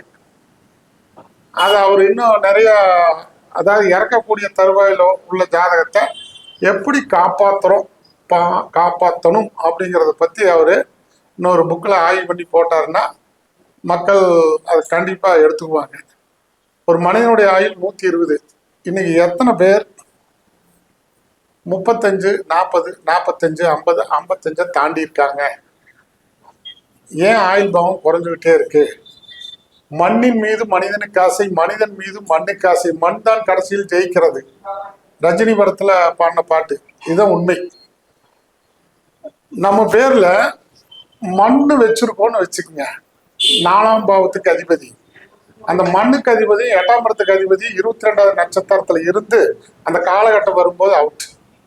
நம்மளுடைய நோக்கங்கள் எல்லாமே, அதாவது இப்போ இவர் போட்டுக்கிற புக்கு ஆய்வுக்குட்பட்டது, கரெக்டாக இருக்கு. அந்த ரூல்ஸ் எல்லாமே சரியா இருக்கு. இந்த காலகட்டத்தில் மரணம் வரங்கிறது உண்மை, அதுல துளி கூட மாற்றுக்கிறது இல்லை. ஆனால் நம்ம எல்லாரும் என்ன பண்ணணும், டாக்டர் மாதிரி எல்லாரையும் காப்பாற்றுறதுக்கு உண்டான விதிகளை அடுத்தது படிச்சு அடுத்த ஸ்டேஜுக்கு வாங்க, கொண்டு வாங்க, சொல்லித்தர்றேன். இல்லைன்னா அவர்கிட்ட கேளுங்க, அவருக்கு சொல்லித்தர்றோம். அதுக்கு உண்டான புக்கை வந்து நம்ம போடுவோம். நல்லா பண்ணிட்டு இருக்கார். நல்லா ரிஸ்க் எடுத்து பண்ணிட்டு இருக்கார். தூக்கம் இல்லை, சாப்பாடு இல்லை. நிறைய ஜாதகங்கள் ஆய்வு பண்ணிட்டு இருக்கார். நிறைய ஜாதகங்களும் எனக்கு தெரிஞ்ச, என்னுடைய சிற்றறிவுக்கு தெரிஞ்சது எல்லாமே அவர்கிட்ட கொடுத்துருக்கேன். எல்லாமே பண்ணிட்டு இருக்கார். யாராவதுக்கு டவுட்டுக்கு இருந்தா கேளுங்க, இதை பத்தி நம்ம சொல்லித்தரேன். இப்போ ஒருத்தர் வந்து மரணப்படுக்கையில் இருக்கிறாரு, வென்டிலேஷன் வச்சிருக்கிறாங்க. ஓகே, ஓகேவா? சொல்லுங்க. இப்ப இவர் உயிரோட வந்துருவாரா மாட்டாரா அப்படிங்கிற இதுக்கு இவர் இறந்துருவாரு இறக்க மாட்டாரு அப்படிங்கிறத நாம பாத்துக்கிறோம். இருந்தாலும் நீங்க என்ன சொல்றீங்க, இத வந்து காப்பாத்தி கொண்டு வந்துடலாம் அப்படிங்கிறத சொல்றீங்க. அந்த மாதிரி இருக்கிறவங்க எப்படி, அதாவது எங்களுக்கு கரெக்ட். ஐயோ 100% அருமையான கேள்வி கேட்டிருக்காரு. அதாவது மரணப்படுக்கையில நம்ம ஆல்ரெடி இந்த மாதிரி ஒரு ஜாதகர் இருந்து ஆல்ரெடி நம்ம கிட்ட ரெகுலரா பார்த்துட்டு இருக்காங்க, அல்ல உங்க எல்லாருக்கிட்டையும் நம்ம எல்லார்கிட்டையும் பார்த்துட்டு இருக்காங்க. அவருக்கு ஒரு கண்டம் விபத்து வருது அப்படிங்கறது நம்ம ஏற்கனவே சொல்லியிருப்போம். நல்லா தெரிஞ்சுக்கங்க. ஒருத்தருக்கு கண்டம் விபத்து வருதுங்கிறது நம்ம ஏற்கனவே தெரியும், சொல்லியிருப்போம். அதை அந்த ரூல்ஸை அவர் ஃபாலோ பண்ணாமல் அடுத்தபடியாக சீரியஸ் ஆகி கொண்டு போய் 90% முடிச்சு போய் 10% இருக்கும்போது ஐசியில் இருப்பார். இவர் தப்பிப்பாரா அப்படின்னு கேட்டால் சத்தியமாக முடியாது. நல்லா தெரிஞ்சுக்கங்க. ஒரு 30% 40 போயிருந்தா இவரை காப்பாத்துறதுக்கு வழி கண்டிப்பா சொல்ல முடியும்.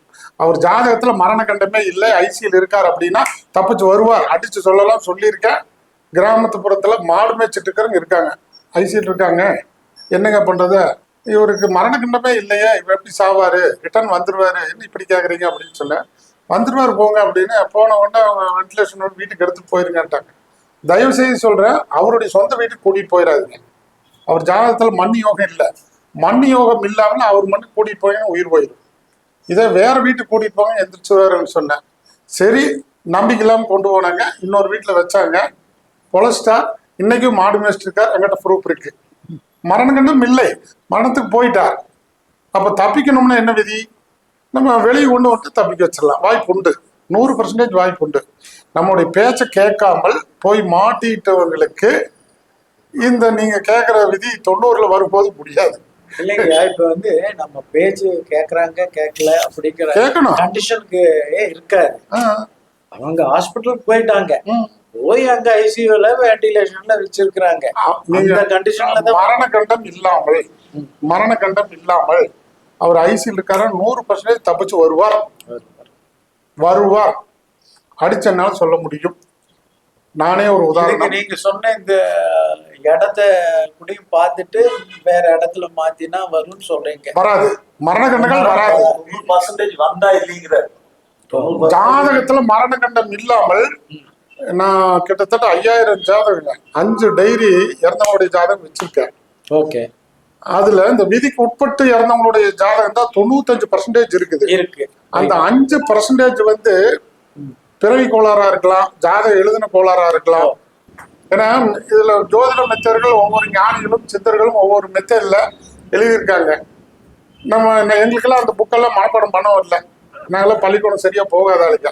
அப்ப என்னுடைய அனுபவத்துல வந்த ஜாதகங்களை வச்சு ஆய்வு பண்ணி எடுத்ததுல நிறைய கிடைச்சிருக்கு. அது அனுபவத்துக்கும் சரியா இருக்கு. இன்னைக்கு வரைக்கும் பாக்குறது சரியா இருக்கிறதுனால நம்ம அதை எடுத்துட்டு இருக்கோம். அதை அவர் அப்படியே டைரக்டா பாடல் இல்லாம அனுபவத்துல பார்த்ததை போட்டிருக்காரு. அது 100க்கு 100 சரியா வருது. அது பாராட்டக்கூடிய விஷயங்கள்.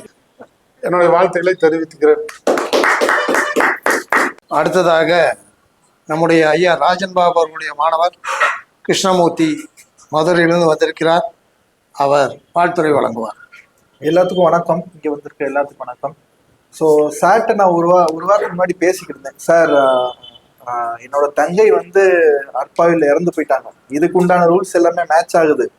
இப்போ எழுதியிருக்கிற புக்கில் என்ன ஸ்பெஷல் சார் அப்படின்னு கேட்டேன். நீங்க இப்போ எழுதியிருக்கிற புக்கில் இந்த ரூல் வந்து குடும்பத்தினுடைய எல்லாத்துக்கும் மேட்ச் ஆகுங்கிற மாதிரி சொன்னார். அப்பாவுக்கு மேட்ச் ஆகும், அம்மாவுக்கு மேட்ச் ஆகும், உங்களுக்கு மேட்ச் ஆகும், எல்லாத்துக்கும் மேட்ச் ஆகுங்கிற மாதிரி சொன்னார்.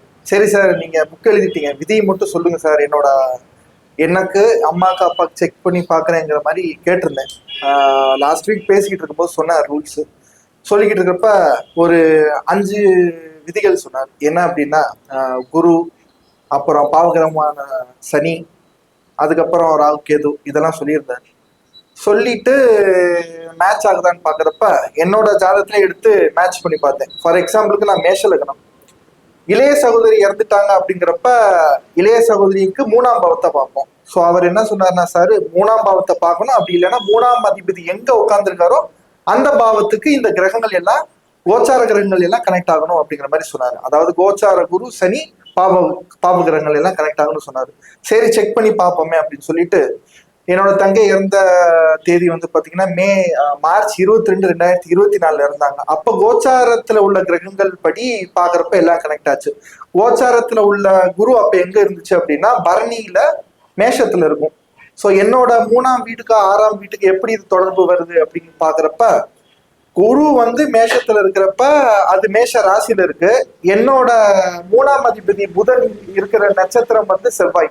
ஸோ அப்போ டிரான்சிட் குரு வந்து மேஷத்துக்கும், நேட்டல் ஜாதகத்தோட புதன் வந்து செவ்வாய் நட்சத்திரத்திலையும் இருக்கிறதுனால குரு கனெக்ட் ஆயிடுச்சு இப்படி. ஸோ 2வது விதி பார்க்குறப்ப சனி அப்போ கோச்சாரத்தில் எங்க இருக்குன்னு பார்த்தீங்கன்னா இதுல இருக்கும், கும்பத்துல இருக்கும், சதய நட்சத்திரத்துல இருக்கும். அப்ப என்னோட 3ஆம் வீட்டுல இருக்கிற செவ்வாய் இந்த இவர் திரிகோண விதி சொல்லியிருப்பாரு, மூவ் பண்ணிக்கலாங்கிற மாதிரி சொல்லியிருப்பாரு. அப்படி பாக்குறப்ப டிரான்சிட் சனியை தூக்கி 3ஆம் வீட்டுக்கு மூவ் பண்ணிடலாம். ஏன்னா 3ஆம் வீட்டுல உள்ள சனி செவ்வாய் வந்து திருவாதிரையில இருக்கும், இங்க டிரான்சிட் சனி வந்து பாத்தீங்கன்னா சதயத்துல இருக்கும். அப்ப அந்த சதயத்துல இருக்கிற சனியை தூக்கி இங்க மூவ் பண்ணிட்டா 3ஆம் வீட்டுக்கு கனெக்ட் ஆயிடுச்சு. சரி, அடுத்து ராகு செக் பண்ணலாம் அப்படின்னு பாக்குறப்ப கோச்சார ராகு எங்க இருக்கும் பாத்தீங்கன்னா மீனத்துல இருக்கும். மீனத்துல இருந்து அப்படியே 7ஆம் பார்வையா 6ஆம் வீட்டை பார்த்துருச்சு. ஸோ அப்ப இதுக்கு சரியா வந்துருச்சு. அதே மாதிரி கேது ஆட்டோமேட்டிக்கா கனெக்ட் ஆயிரும். கேது 6ஆம் வீட்லயே இருக்கிறதுனால கன்னிக்கு சம்மந்தப்பட்டுச்சு. இந்த மாதிரி சரி எனக்கு கனெக்ட் ஆயிடுச்சுன்னு சொல்லிட்டு அம்மா அப்பாவுக்கு பாக்குறப்ப அதுவும் கனெக்ட் ஆயிடுச்சு. ஸோ இது வந்து ரொம்ப அருமையா இருந்ததுனால சார் கூப்பிட்டு பாராட்டினேன். சரி சார், எல்லாமே வந்து பொருந்தி வருது, ரொம்ப நன்றி சார் அப்படிங்கிறப்ப அதை பார்த்துட்டு மித்த ஜாதகங்கள் எல்லாம் செக் பண்ணி பார்த்தேன், எல்லாமே பொருந்தி வந்தது. வாய்ப்பு கொடுத்தது ரொம்ப நன்றி. இந்த விழா நிறைவு பகுதியை எட்டியிருக்கிறது. இதுவரை இந்த நூல் வெளியீட்டு விழாவிலே வாழ்த்தி பேசிய உள்ளங்கள் அனைவருக்கும் மனமார்ந்த நன்றியை தெரிவித்துக் கொள்கிறோம். ஏற்புரையாக ஜோதிடர் திரு சி. ராஜன் பாபு அவர்கள் தற்போது தன்னுடைய ஏற்புரையை வழங்குவார். அனைவருக்கும் வணக்கம். எனது மரணமும் ஜோதிடமும் என்னும் தலைப்பில் ஆய்வு செய்து எழுதிய ஒரு புத்தகத்தினுடைய வெளியீட்டு விழாவிற்கு எனது ஏற்பினை அழைத்து தமிழ்நாட்டினுடைய பல பகுதிகளிலிருந்து வந்துள்ள எனது நண்பர்களுக்கும் எனது குருநாதருக்கும் எனது துறை வாரியான நண்பருக்கும் வணக்கத்தை கூறி ஒரு சிறிய உரையை உங்களுக்காக ஆற்றுகிறேன். மரணமும் ஜோதிடமும் இந்த புத்தகம் எழுதுறதுக்கு முதல்ல ஒரு ட்ரிகர், ஒரு தூண்டுகோலாக இருந்தது வேலூர் காட்பாடியை சேர்ந்த நண்பர் MS மணி அவர்கள். ஓராண்டுக்கு முன்பாக ஒருவர் கொலை செய்து சிறை செல்ல என்ன விதி இருக்கிறது அப்படின்னு கேட்குறாரு. ஏதாவது ஒரு காரணத்துக்காக சிறை செல்வார் அப்படின்னு சொல்லி ரிசர்ச் பண்ணி ஆல்ரெடி ஒரு புக்கில் எழுதியிருக்கு என்ன விதி இருந்தால் அவங்க ஜெயிலுக்கு போவாங்க அப்படின்ட்டு. கொலை செய்து ஜெயிலுக்கு போறதுக்கான விதி என்ன அப்படிங்கிறது எனக்கு அப்போ தெரியாது. அப்போ நான் அவர்கிட்ட கேட்டேன், ஒரு 15 ஜாதகம் கொலைகாரனுடைய ஜாதகம் நீங்கள் கலெக்ட் பண்ணி கொடுத்தீங்கன்னா அது சம்மந்தமான ஆய்வுகள் செஞ்சு என்ன காமன் ஃபேக்டர் இருக்கோ அதை ஒரு ரூலாக ஃப்ரேம் பண்ணி ட்ரை பண்ணலாம் சார் அப்படின்னா. அப்போது அது கிடைக்கிறது கஷ்டமாச்சிங்களே அப்படின்னாரு. அது கிடைக்கிறது கஷ்டம்னா ஆய்வு செய்யறது கஷ்டமாச்சிங்களே சார்னு நான் விளையாட்டுக்கு சொல்லிட்டு விட்டுட்டேன். என்னுடைய ஜோதிட அமுதம் பாகம் 3 மற்றும் ஜோதிட வேதம் தமிழ், ஜோதிட வேதம் ஆங்கிலம் இந்த நூல்கள்லாம் வெளியீட்டு விழா முடிச்சதுக்கப்புறம் மார்ச் 1ஆம் தேதியிலிருந்து இந்த 6 மாசமா கிட்டத்தட்ட ஒரு 35 தலைப்புகளை தேர்ந்தெடுத்து அந்த 35 தலைப்புகளுக்கு வேணுங்கிற ஆராய்ச்சிக்கு வேணுங்கிற ஜாதகங்களை கலெக்ட் செய்யற பணியில முதல்ல மார்ச் 1ஆம் தேதி இறங்கினேன். அப்போ ஒரு 25 தலைப்புகளை எடுத்து முடிக்கும் போது அதுல மரணம் சம்பந்தமானது செய்யலாமே அவர் கேட்டிருக்காருன்னு சொல்லிட்டு ஒரு முயற்சி செய்யும் பொழுது முதல்ல கொலைகாரனுக்கு இறங்கணுங்கிற எண்ணம் வரல. என் தந்தை இறக்கிறதுக்கு 6 மாசத்துக்கு முன்னாடி ஒரு ஜோதிடர் சொன்னாரு, உங்க தந்தை 6 மாசத்துல இறந்துருவாரு, இதை நீங்க வீட்டுல அவர்கிட்டயோ அம்மா கிட்டயோ சொல்ல வேண்டாம், வருத்தப்படுவாங்க அப்படின்னு அவர் சொன்னார். அவர் சொன்னது கூட என் தந்தை வந்து 2009ஆம் ஆண்டு ஒரு 6 மாசத்துல ஜோதிடர் சொன்ன 6 மாசத்துக்குள்ள காலம் ஆயிட்டாங்க. அவரு சொன்னது எப்படி கண்டுபிடிச்சாருன்னு சொல்லிட்டு எனக்கு இந்த 2025 மார்ச் வரைக்கும் எனக்கு தெரியாது.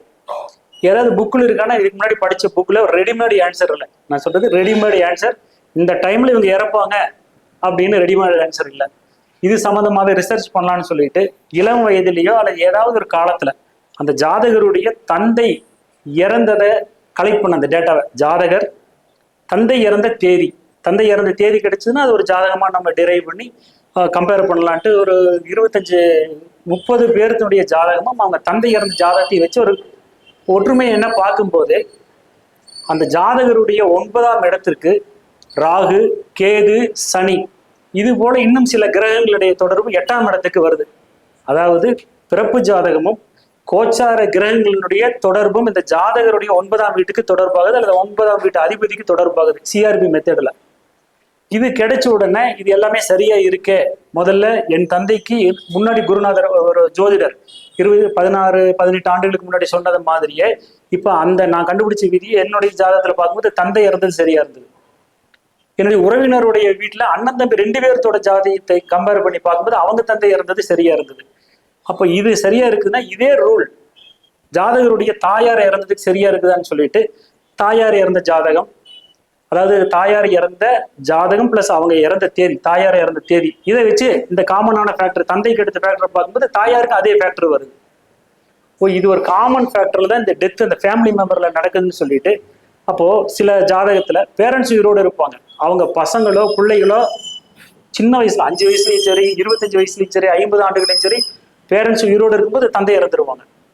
அப்போ குழந்தை இறக்குறதுக்கான காரணம் என்ன, அதுவும் முதல் குழந்தை 2வது குழந்தை 3வது குழந்தைன்னு இருக்கு. முதல் குழந்தை இறந்ததுக்கான காரணம் என்னன்னு பார்க்கும்போது தாய் தந்தைக்கு சொன்ன அதே கோச்சார கிரகங்களுடைய நிலை இந்த ஜாதகருக்கு வந்து திசா புத்தியும் குழந்தைகளுக்கு ஒரு பாதிப்பு கொடுக்கக்கூடிய நேரத்துல இருந்ததுன்னா அந்த குழந்தைகள் முதல் குழந்தைன்னு 5ஆம் இடம், அதுக்கு அந்த கோச்சார கிரகங்களுடைய தொடர்பு வருது, அந்த இறப்பு நிகழுது.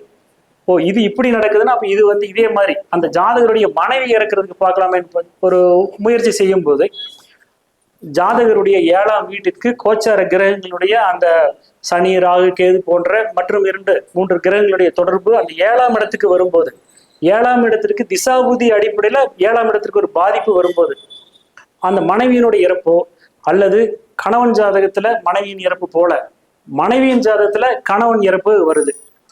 இதுவும் அது காமனா ஒரே ரூல் தான், சனி ராகு கேது மற்ற 2-3 கிரகங்களுடைய தொடர்பு வருது. அப்ப இப்படி இருக்கு அப்படின்னா மதுரையிலிருந்து வந்திருக்கிற கிருஷ்ணமூர்த்தி சொன்னது போல சகோதரி இளைய சகோதரி இறக்குறாங்க அப்படின்னா ஜாதகருடைய 3ஆம் இடத்திற்கு கோச்சார கிரகத்துல நான் சொல்லிட்டு இருக்கிற அந்த சில கிரகங்களுடைய தொடர்பு வருது, 3ஆம் இடத்திற்கு ஒரு பாதிப்பு வருது. இப்போ உதாரணத்துக்கு மேச லக்னத்துல பிறந்தவங்களுக்கு டிஃபால்ட்டாவே 3ஆம் வீட்டு அதிபதி 6ஆம் வீட்டு அதிபதி புதனா போயிடுது. நடக்கிற திசையோ புத்தியோ அந்த 3ஆம் வீட்டுக்கும் 6ஆம் வீட்டுக்கும் தொடர்பு இருந்து இந்த கோச்சார கிரகங்களுடைய தொடர்பு வந்ததுன்னா ஏதாவது ஒரு காரணத்தினால இறக்குறாங்க. இதுல என்ன விசேஷம்னா எதனால அந்த இறப்பு வருதுன்னு பாக்குறதுக்கு நோயினால என்ன ஹார்ட் அட்டாக்கோ கேன்சரோ இந்த மாதிரி ரிசர்ச் தனித்தனியா பண்ணி ஆல்ரெடி நான் ஜோதிட 50 பாகம் 1 போட்டிருக்கேன். இந்த மாதிரி ஏதாவது ஒரு காரணத்துல அந்த இறப்பு வருதுங்கிறது தெரிஞ்சுது. அப்ப தங்கைக்கு அல்லது இளைய சகோதர சகோதரிக்கு வருதுன்னா மூத்த சகோதர சகோதரிக்கு வருதா அப்படின்னு இந்த ஜாதகத்தை வச்சு மூத்த சகோதர சகோதரிகள் இறந்த நிறைய ஜாதகத்தை கலெக்ட் பண்ணும்போது இதே காமன் ரூல் அந்த இறப்பை ஏற்படுத்துது. அப்போ இந்த 6 விதமான உறவுகளில் ஏற்படுகிற மரணத்திற்கு கோச்சாரத்தில் இருக்கிற சனி ராகு கேது மற்றும் 2-3 கிரகங்களுடைய தொடர்பு தெளிவா வர்றதை பார்க்க முடிஞ்சிச்சு. சரி, இதெல்லாம் வந்து உறவுகள்ல நடக்கிறது. இண்டிவிஜுவலுடைய டெத்தை பத்தி நான் ரிசர்ச் பண்றதுக்கு இறங்கலாம், அது வந்து இருக்கிறதுலே ரொம்ப ரொம்ப கடினமானது. சிலருக்கு 8ஆம் இட சம்மதம் இருக்கும்போது அவன் இறந்துடுறான். இது போல மேலும் சில காரணங்கள்னால வந்து அந்த இண்டிவிஜுவலுடைய டெத்து நடக்குது. சிலருக்கு அந்த 8 திசா புத்தி வந்து மற்றவர்களுக்கு இறந்தவங்களுக்கு சொன்ன விதியை சொன்னாலும் அவங்க இறக்கல. அப்ப டெத்துங்கிற ஒரு விஷயம் காடோடைய கீயாவை வச்சு அவர் ரிசர்வ்ல வச்சிருக்காரு. அதை சம்பந்தமா இப்ப நான் அதுல ஆய்வுக்கு போகல. சரி, ஒருத்தருக்கு மரணம் ஏற்படுது அப்படின்னா அந்த மரணம் இயற்கையான மரணமாக இருந்தால் நோய் வாய்ப்பட்டு இறந்துடுறாங்க. சிலருக்கு என்ன ஆயிருது, போதும் வாழ்ந்தது போதும், யார் மேலேயும் இருக்கிற வெறுப்பின் காரணமாகவோ அல்லது தனக்கு இருக்கிற பிரச்சனைகள் காரணமாகவோ ஏதோ ஒரு கடன் தொல்லை காரணமாகவோ என்ன பண்றாங்கன்னா அவங்கள தங்களையே மாய்ச்சிக்கிறாங்க. அந்த மாய்ச்சிக்கிற அந்த நிகழ்ச்சியில 4 விதமா வருது. எப்படின்னு எடுத்தா தூக்கு போட்டு இறக்குறது, விஷம் மருந்து இறக்குறது, தண்ணீர் விழுந்து இறக்குறது, நெருப்பு வச்சுக்கிட்டு இறக்குறது.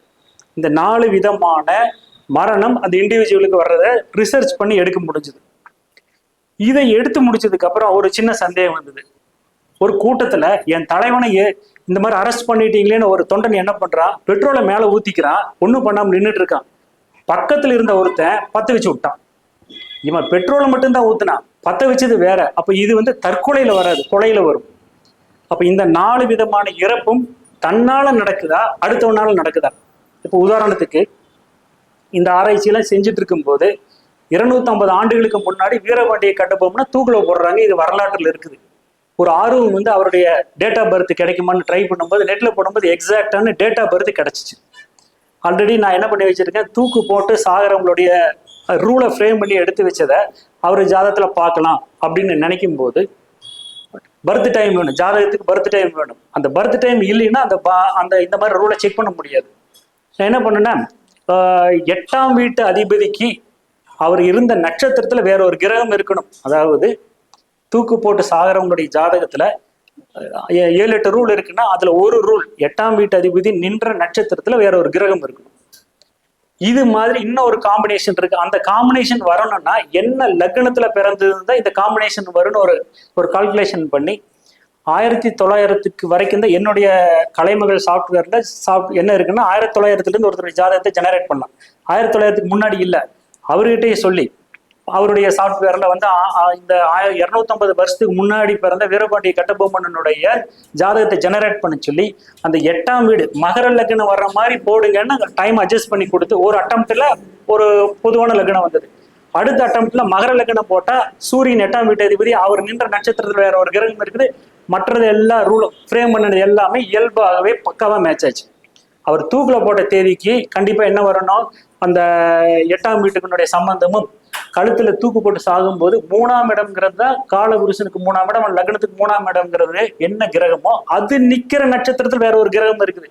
அப்ப 8ஆம் வீட்டு அதிபதி நின்ற நட்சத்திரத்தில் ஒரு கிரகமும் கழுத்துங்கிறது தூக்கு போட்டு சாகிறதுக்கான காரணத்தை ஏற்படுத்துது. அப்ப 3ஆம் இடம், 3ஆம் வீட்டு அதிபதி நின்ற நட்சத்திரத்துல வேற ஒரு கிரகம் இருக்குது.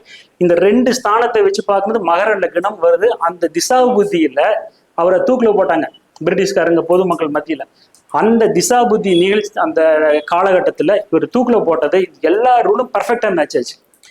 இப்படி எல்லாம் கூட ஒருத்தருடைய டேட் ஆஃப் பர்த்தை வச்சு ஜாதகத்தை ஜெனரேட் பண்ண முடியுமான்னு சொல்லிட்டு அடுத்தது ஜெனரல் ஓட் டயர் கிட்டத்தட்ட 1500 பேர்த்த ஜாலியான் வாலாபாக் படுகொலையில கொல்றதுக்கு ஆர்டர் போடுற ஒரு நபர்.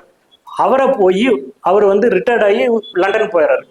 லண்டன் போனவரை இந்தியாவில் அதே பஞ்சாப்ல பிறந்த ஒருத்தர் உத்தம் சிங் அப்படின்னு என்ன பண்றாரு, இந்த ஜெனரல் டயரை கொல்லணுங்கிற ஒரு திட்டத்துல இங்கிருந்து லண்டன் போய் கூலி வேலை செஞ்சு சர்வரா வேலை செஞ்சு 20 ஆண்டுகள் கஷ்டப்பட்டு பணம் சேகரிச்சு ஒரு பிஸ்டலை வாங்குறாரு.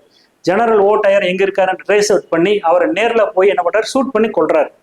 அப்ப இவர் என்ன ஆயிடுறாரு, உத்தம் சிங் அப்படிங்கிறவர் கொலைகாரன் ஆயிடுறாரு. இவருக்கு அந்த ரூல் பொருந்தது.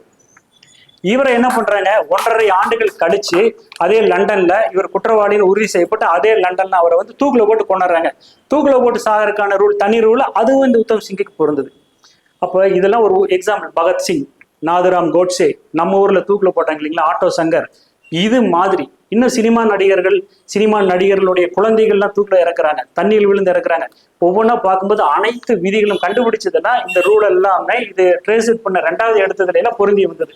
இப்போ இதெல்லாம் பார்க்கும் பொழுது ஒரு மரணம் என்பது 4 விதத்துல விருப்பப்பட்டு மரணம், அதாவது என்ன சொல்றது, சூசைடு மரணத்துல தண்ணியில் விழுந்து இறக்குறது, நெருப்புல விழுந்து இறக்குறது, அதே மாதிரி மருந்தை குடிச்சு இறக்குறது. அது போல இந்த 4 விதத்துல வருது அப்படின்னா அவங்க தானா தேடிக்கிட்ட சூசைடு. மருந்தினால் இறப்பு, இந்த மருந்தினால் இறப்பு தானா பண்ணல, இன்னொருத்தன் பண்ணியிருக்கானா அதை கண்டுபிடிக்கக்கூடிய அளவுக்கு கொலை செய்து ஒரு ஜாதகர் இறக்கணும்னாலும் அதை கண்டுபிடிக்கிறதுக்கு ரூல் எடுத்து ஃப்ரேம் பண்ணும்போது அதுவும் சரியா இருந்தது. இப்போ ஒரு மனிதனுடைய வாழ்க்கையில பிறப்புங்கிறது டாக்டரோட ஒரு ஜோதிடர் குறிச்சு கொடுத்து அந்த சிசேரியன் பண்ணி குழந்தை எடுத்துறாங்க. ஆனா இறப்புங்கிறத பத்தி பெரிய அளவுக்கு இது வரைக்கும் நானும் ஜோதிடத்துல புக்ல படிக்கல. அந்த ஒரு ஆர்வம் வரும்போதுதான் இதுல இறங்கலாம்னு சொல்லி காட்பாடி மணி ஐயா வந்து ஒரு கீ கொடுத்து என்னை அதுல ரிசர்ச் பண்ணுங்கன்னு ஆர்வத்தை தூண்டினார். அந்த ரிசர்ச் பண்ணுங்கன்னு சொல்லி சொன்னதுக்கு பிறகு நானும் பல விதமான ஜாதகங்களை கலெக்ட் பண்ணி என்னுடைய குருநாதர்கிட்ட போய் நெருப்புல விழுந்தவங்க கொடுங்க, ஜாதகத்தை கொடுங்க அப்படின்னு தேடும்போது கோவையில் இருக்கிற ஆஸ்ட்ரோ ராஜா வெங்கட்ராமன் ஐயா ஒன்று பண்றாரு. ஜனவரி மாசம் பொங்கலுக்கு முன்னாடி நாள் அவங்க உறவினர் ஒருத்தவங்க வந்து என்ன பண்றாங்கன்னா விளக்க பத்த வைக்கிறாங்க. அது என்ன ஆகுது, அன்எக்ஸ்பெக்டடா அவங்க புடவையில பிடிச்சி வீட்டுல யாரும் இல்லாத நேரம் டக்குன்னு புடவையில பிடிச்சி கடன்னு பத்திரிச்சு கீழே விழுந்துடுறாங்க. இம்மிடியா அவங்களை என்ன பண்றாங்க, ஹாஸ்பிட்டல் கொண்டு போயிடுறாங்க. அவர் ஹாஸ்பிட்டல் கொண்டு போனோன்னு அவர் கூப்பிட்டு கேட்கிறாரு, இவங்களுக்கான இப்போ இது ஜனவரி 14ஆம் தேதி நடந்தது. அந்த அன்னைக்கு இந்த ரூல்லாம் ஃப்ரேம் பண்ணல. இருந்தாலும் அந்த பேடு டைம்ல இந்த ஈவெண்ட் நடந்திருக்கும் போது அவங்க இறந்துருவாங்கன்னு சொல்றேன். ஒரு 2-3 டேஸ்ல இறந்துட்டாங்க. அந்த ஜாதகத்தை இப்ப எடுத்து செக் பண்ணும்போது இந்த மரணம் நெருப்பினால் நடக்கணுங்கிறது தெளிவா வந்துச்சு. அதே மாதிரி கொஞ்ச நேரத்துக்கு முன்னாடி பேசின நம்ம விஜயகுமார் அவருடைய ஒரு கிளைண்ட்டு நேரம் அவருக்கு ஒரு 65 வயசாச்சு, வயோதிகம் காரணமா வாழ பிடிக்கல, நேரம் வாய்க்காலுக்கு போறாரு. வாய்க்கால வண்டியை ரோடுல நிறுத்திட்டு உள்ள தாவி குளிச்சு இறந்துடுறாரு. அந்த ஜாதகத்துல தண்ணீர் விழுந்து இறக்கிறதுக்கான ரூல் எப்படி வருதுன்னா அதுவும் பர்ஃபெக்டா வருது. இப்படி வந்து இதனாலதான் நடக்கும், அது தன்னால நடக்குமா, அந்த வேலையை அடுத்தவங்க செய்வாங்களான்னு பிரிக்கிறது. இப்ப கிட்டத்தட்ட இது வந்து ஒரு கிரிமினல் கேஸ்ல போலீஸ் துறை வந்து உள்ள இறங்குனா இந்த ஜாதகத்தை வச்சு சொல்லிடலாம். நேற்று ஒரு கிளைண்ட் வர்றாங்க, அவருக்கு கெட்ட நேரம் வருது, இறந்துருவாருங்கிற மாதிரி வருது, இந்த இறப்பு எதனால வரும்னு ஒரு ஆர்வம், சரி பார்க்கலாமேன்னு சொல்லிட்டு ஹார்ட் அட்டாக் வர்றதுக்கான விதிகள் இருக்கு. 4ஆம் இடத்துல பாவகிரகங்கள் இருந்தாலும், கடகத்துல பாவகிரகங்கள் இருந்தாலும் ஹார்ட் சம்பந்தமான பிரச்சனை வர்றதுக்கு வாய்ப்பு இருக்கு. இது வருமா, இறப்பாரா, அல்லது இதுதான் வருமா பாக்குறதுக்கு ஒரு ஹார்ட் அட்டாக் சம்பந்தமான ஒரு 7-8 விதி இருக்கு. சிஆர்பி மெத்தட்ல கண்டுபிடிச்சு பார்க்கும்போது எல்லாமே இருந்தது. சார் உங்களுக்கு 50வது வயசு வரும்போது மார்பகத்துல இருதய சம்பந்தமான பிரச்சனையை வந்து சீரியஸ் ஆவீங்கன்னு சொன்னேன். அதனால இப்படி சொல்லும்போது பயந்துக்குவாங்க. நீங்க ஃப்ரீக்வெண்ட் மாஸ்டர் ஹெல்த் செக்அப் பண்ணிக்கும் போது, இல்லை ஆல்ரெடி நான் பண்ணிட்டு இருக்கேன், ஆல்ரெடி எனக்கு வந்து பிளட் கொலஸ்ட்ரால் அதிகமா இருக்குன்னு மெடிசன் கொடுத்துருக்காங்க, ட்ரீட்மெண்ட்ல இருக்கேன்னு சொல்றாரு. அது வந்து நம்ம சொல்றதுக்கு முன்னாடி அவருக்கு தெரிஞ்சிருக்கு. இது ஒரு மருத்துவர் பிளட் கொலஸ்ட்ரால் லெவல் எவ்வளோன்னு பார்த்துட்டு மெடிசன் கொடுக்குறாரு. ஆனா ஒரு ஜோதிடர் வந்து ஜாதகத்தை பார்த்துட்டு எந்த டெஸ்ட்டும் இல்லாமல் உனக்கு இது வரப்போகுது, எப்போ வரும், 50வது வயசுல வரும், நீ கவனமா இரு, இப்படி சொல்ல முடியும். அந்த அளவுக்கு இந்த ஜோதிடத்தை ஒரு இப்ப இருக்கிற நிலையில ஜோதிடத்தை வந்து அஷ்டமச்சினை நடக்குது உனக்கு கஷ்டம் வரும், 7.5 சனி நடக்குது கஷ்டம் வரும். காலையில 7:30 மணிக்கு நியூஸை ஓபன் பண்ணா மேசராசி நேயர்களே, கடகராசி நேயர்களேன்னு ஏதாவது எனக்கு சொல்றாங்க. இதுதான் ஜோதிடம்னு இந்த தமிழகம் நம்பிட்டு இருக்கு. இது எல்லாம் கொஞ்சம் அடுத்த நிலைக்கு கொண்டு போகணுங்கிற சொந்த ஆர்வத்துல இது போன்ற ஆய்வுகள் செஞ்சிருக்கேன். கடைசியா ஒரே ஒரு தகவல், இந்த நூலை பிரிண்டிங் பண்றதுக்காக சென்னை போயிருக்கேன். அந்த அந்த பிரச்சனையுடைய ஓனர் அன்எக்ஸ்பெக்டடா அவரு நிறைய கிளைகள் இருக்கு, கிட்டத்தட்ட 15-20 கிளைகள் இருக்கு. அங்க அன்எக்ஸ்பெக்டடா நான் போறதுக்கு நேரம் வராரு. என்ன வந்திருக்கீங்க, என்ன விஷயம், இந்த புக்கு எழுதியிருக்கேன், என்ன தலைப்புல எழுதிருக்கீங்க, மரணமும் ஜோதிடமும் எழுதியிருக்கேன்னா அவர் என்ன சொல்றாரு, இந்த மரணத்தை பத்தி எல்லாம் ஆய்வு செய்யறதுக்கு வேற ஆய்வு செய்யலாமேன்னு ஆரம்பிக்கிறாரு. அவருக்கு என்ன அப்படின்னா இதுல அவருக்கு பெரிய இன்ட்ரெஸ்ட் இல்லை, அது வேற. எனக்கு ஒரு ஒர்க்கு கொடுக்குறாரு. என்ன ஒர்க்கு கொடுக்குறாருன்னா, திருக்குறள்ல ஒரு வார்த்தை இருக்கு, வாழ்வாங்கு வாழ்வான்னு இருக்குது. இந்த வாழ்வாங்கு வாழ்வான்னா என்ன அர்த்தம், அதை நீங்க ஆராய்ச்சி பண்ணலாமே என்ன கேட்கிறாரு. அது இலக்கணத்திலேயோ இலக்கியத்திலேயோ இருக்கிறவங்க செய்யலாம். நமக்கு கட்டட வேலை தெரியும்னா கட்டட வேலைக்கு தானே போக முடியும், இன்ஜினியரிங் வேலைக்கா போக முடியும். அப்போ நம்ம இதுல போறோம். அப்ப அவர் ஒரு சின்ன தடுமாற்றத்தை வர மாதிரி தான் பேசினார், மரணத்தை பத்தி ஆய்வு செய்யாதீங்க அப்படின்ட்டு. நான் போய் முடிவு பண்ணிட்டேன், மரணத்தை எழுதாம இருந்தா நான் ஒரு 500 ஆண்டு வாழ்றவனா இருந்ததுன்னு இது எழுதாம விடலாம். எல்லாரும் மாதிரி நானும் ஒரு நாள் முன்னப்பிட போதான் செய்யறேன். எக்ஸ்பிரி டேட் வந்ததுன்னா போய்தான் ஆகணும். அப்போ அந்த எக்ஸ்பிரி டேட்டு இன்னைக்கு தேதியா இருந்தாலும் பரவாயில்ல, நூலை வெளியிட்டு போகணுமே அப்படின்னு சொல்லிட்டு இதைய அவரு சொன்னாலும் சரி, யாரு சொன்னாலும் சரி, இதை ஸ்டாப் பண்ணக்கூடாதுன்னு சொல்லிட்டு இந்த நூலை இந்த அளவுக்கு கொண்டு வந்து உங்களுடைய முன்னிலையில இதை வெளியிட்டதுல எனக்கு ரொம்ப மகிழ்ச்சி. மரணம் என்பது பிடிக்காத விஷயமா இருக்கலாம், மரணம் என்பது பிடிக்காத விஷயமா இருக்கலாம். ஒரே ஒரு தகவல் சொல்லிட்டு நிறைவு செய்யறேன். என் தந்தை கூட வேலை செஞ்ச ஒருத்தர் வந்து ஒரு கிறிஸ்டியன். அவர் பையனுக்கு ஒரு 25 வயசு இருக்கும்போது நோய்வாய்ப்பட்டு வேதனையை அனுபவிக்கிறான். அவன் அனுபவிக்கிற வேதனையை தந்தையினால தாங்க முடியாம அவர் போய் சர்ச்சில் பிரே பண்றாரு, இறைவா என் மகன் படுற கஷ்டத்தை என்னால பார்க்க முடியல, எல்லாரும் காப்பாத்தும்பாங்க. இவரு போய் என்ன பண்றாரு, அவன் படுற கஷ்டத்தை காப்பாற்ற முடியும், அவனை பார்த்து என்னால தாங்க முடியல, மருத்துவரும் இவனை காப்பாற்ற முடியாதுன்னு சொல்றாங்க, இவன் படுற வேதனையை என்னால பார்க்க முடியல, இறைவா நீ கூப்பிட்டுக்க அப்படிங்கிறாரு. மரணம் என்பது வரம். யாருக்கு? நோயில அழுந்துறவனுக்கும் வாழ்க்கை பிடிக்காதவனுக்கு. மரணம் என்பது யாருக்கு பிடிக்காதுன்னா எக்கச்சக்கமா சேர்த்து வச்சுக்கிட்டு, ஐயோ நான் சம்பாரிச்சது விட்டுட்டு போறேனே, இது யாரும் எப்படி அனுபவிப்பாங்களோ, கஷ்டப்பட்டு நான் சாப்பிடாம நல்ல துணிமணி போடாம சேர்த்து வச்சு இந்த சொத்தை என் மகன் வித்து சம்பாரிச்சதை எல்லாம் கஷ்டப்பட்டு சம்பாரிச்சதெல்லாம் ஈஸியா செலவு பண்ணிடுவானோ, இந்த வருத்தத்துல இருக்கிறவங்க இருக்கணும் ஆசைப்படுவான். அதே நபருக்கு உட்கார்ந்த இடத்துலயே 1க்கு 2க்கு போகுது அப்படின்னா வலிக்க ஆறும் இல்லை, பெத்த பையன் சொல்லுவான், இவன் இருந்துட்டு நம்ம உயரம் வாங்குறான்னு. இறைவன்கிட்ட என்ன வேண்டுவாங்க, வலிக்காமல் என் மரணம் நிகழணும் அப்படின்னு வேண்டுவாங்க. அப்படிங்கிறது நான் நிறைய பக்கம் பார்த்துருக்கேன். அதனால மரணம் என்பது மூஞ்சியை சுளிக்கக்கூடிய ஒரு விஷயமா இருந்தாலும் ஒவ்வொருத்தருடைய வாழ்க்கையிலும் இன்விடேஷன் இல்லாம வந்து கூட்டிட்டு போற நிகழ்ச்சிங்கிறதுனால அது ஒரு தலைப்பா இருக்குன்னு நான் ஒரு 16 தலைப்புல ஆய்வு செஞ்சேன். அதை உங்களோட முன்னாடி வந்து வெளியிடறதுக்கான ஒரு வாய்ப்பு இறைவன் கொடுத்ததுக்கு நன்றி சொல்லி, இது சம்பந்தமான ஆய்வுகள்ல நல்ல ஒரு விதிகளை உருவாக்க அந்த இறைவனே என்னோடு இருந்து என்னை இயக்கியதாக நான் கருதுறேன். குமாரசாமியத்துல மரணத்தை பத்தி சொல்லியிருக்குன்னு அண்ணன் கிணத்துக்கடுவு சுந்தரசாமி சொன்னாரு. அந்த பாட்டுல 2 வரி கூட என்னால புரிஞ்சுக்க முடியல, 2 வரி கூட புரியல. இதைய எழுதி இந்த ஸ்கூல் டேஸ்ல கோனார் தமிழ் இறைன்னு போட்டு திருக்குறளுக்கு விளக்கம் எழுதுன மாதிரி யாராவது விளக்கம் எழுதி இருந்தா அதை பத்தி நம்ம ஃபாலோ பண்ணலாம். அதை அப்படித்தான் பண்ணாலும் எத்தனை பாட்டும் மண்டையில ஏத்துறது, இதுன்னா நம்ம ஹார்ட் டிஸ்க் கிடையாது. நல்லா படிச்சிருந்தா நான் எதுக்கு ஒரு ஜூனியர் அசிஸ்டன்ட் வேலைக்கு போயிருப்பேன், நான் ஐஏஎஸ் ஐபிஎஸ்ஓ ஒரு நல்ல மருத்துவரோ போயிருப்பேன். என்னால முடியல. என்ன மாதிரியே இப்ப இருக்கிற ஜோதிடர் என் குருநாதர் சொல்லுவார், என்னால 2 வரி கூட மனப்பாடம் பண்ண முடியாது. வதம் வைநாசிகம் வேதை இதுல சொன்ன எக்ஸாக்டா கரெக்டா இருக்கும். அதே பணியில தான் வந்தேன், அது வேற வேற விதங்களில் அது வேலை செய்யுதுங்கிறது ஆய்வுல கிடைக்கும் போதுதான் இந்த மாதிரியான நூல் வெளியிடறதுக்கு வந்தேன். அதனால குமாரசாமியும் சொல்லியிருந்தாலும் அதை இன்றைக்கு தேதிக்கு ஃபாலோ பண்றதுங்கிறது எத்தனை பேருக்குனால அண்ணம்மா கஷ்டப்பட்டு மனப்பாடம் பண்ணிட்டார், என்னால முடியலைங்கிறதுனால இன்னைக்கு இருக்கிறவங்க புரிஞ்சுக்கிறதுக்காக, இன்னைக்கு இருக்கிறவங்க ஃபாலோ பண்றதுக்காக, இனிமேல் வரவங்களுக்காகவும் இந்த நூல் எழுதப்பட்டது என்பதை கூறி இந்த விழாவிற்கு எனது அழைப்பை ஏற்று வந்துள்ள அனைவருக்கும் இறைவன் சார்பாகவும் இந்த நூலினுடைய ஆசிரியரை என்ற விதத்தில் அழைத்த விதத்தில் உங்கள் அனைவருக்கும் எனது நன்றியை கூறி என்ற உரையை நிறைவு செய்கிறேன். நன்றி. அதாவது ஜோதிட அறிஞர்கள் வந்து நிறைய உரையாற்றினீங்க. ஆனா இதை மீறி நான் விஞ்ஞானத்துல ஒரு கருத்தை பதிவு பண்ணணும்னு ஆசைப்படுறேன். உலகத்துல ஐன்ஸ்டீன் வந்து ஒரு கருத்தை பதிவு பண்ணியிருக்காரு. அது வந்து அவருடைய மரணத்துக்கு பிறகு வெளிப்பட்டது. என்னன்னு கேட்டீங்கன்னா, கடந்த காலம், நிகழ்காலம், எதிர்காலம் அப்படிங்கிறது தனித்தனியா இல்லை. கடந்த காலம் முன்னாடி இருக்கு, நிகழ்காலம் முன்னாடி இருக்கு, எதிர்காலம் முன்னாடி இருக்கு. என்னை மாதிரி அஞ்ஞானிகளுக்கு நிகழ்காலம் மட்டும்தான் தெரியும், கடந்த காலத்துல பாதி மறந்து போயிருக்கு. எதிர்காலத்தை கணிக்கக்கூடியவங்க வந்து ஜோதிடர்களா இருப்பாங்க, பெரிய விஞ்ஞானிகளா இருப்பாங்க. ஞானிகளுக்கு எல்லாமே திரிகாலமும் தெரியும். உண்மைதான். அப்போ ஐன்ஸ்டீன் வந்து ஒரு மிகப்பெரிய நாத்திகராக தன்னை அறிவும் படுத்திக்கல, ஐடென்டிஃபையும் பண்ணிக்கல. ஆனா கடவுளை ஏற்றுக்கொள்ளவராகவும் அவர் ஐடென்டிஃபை பண்ணிக்கல. ஏற்பாளரும் இல்லை, மறுப்பாளரும் இல்லை. ஆனா முக்காலமுமே தன் கண் முன்னாடி இருக்குங்கிறத நம்புறவராக இருந்தார். அப்போ இப்ப நம்ம ராஜன் பாபி மாதிரி ஒரு ஆராய்ச்சி செய்து கண்டுபிடிக்கக்கூடியவங்க எதிர்காலத்தை கணிக்கிறாங்க. அப்போ நம்ம ஐயா மாதிரி இருக்கிறவங்க ஜோதிடர்கள் எல்லாம் இந்த உலகத்துல உங்களுக்கு கடந்த காலமும் தெரியுது, எதிர்காலமும் தெரியுது, நிகழ்காலம் கண் முன்னாடி இருக்கு. அப்போ உங்களுடைய இந்த அந்த ஜோதிட ஆராய்ச்சியும் விஞ்ஞானமும் ஒன்று கலந்து வர்றப்போ, இவர் சொன்னார் இல்லைங்களா, மரணத்தையும் வெல்லக்கூடிய ஒரு வல்லமை வரும். இது ஒரு இன்னைக்கு நிகழ்ச்சி எனக்கு உணர்த்ததை தான் நான் எடுத்துக்கிட்டு இந்த நிகழ்ச்சிக்கு வந்து கலந்து கொண்ட எல்லாருக்கும் என்னுடைய நன்றியும் வணக்கத்தையும் ராஜன் பாபு ஐயாவின் சார்பாக தெரிவித்துக் கொண்டு விடைபெறுகிறேன். இத்துடன் இந்த விழா நிறைவு பெறுகிறேன். நன்றி, வணக்கம்.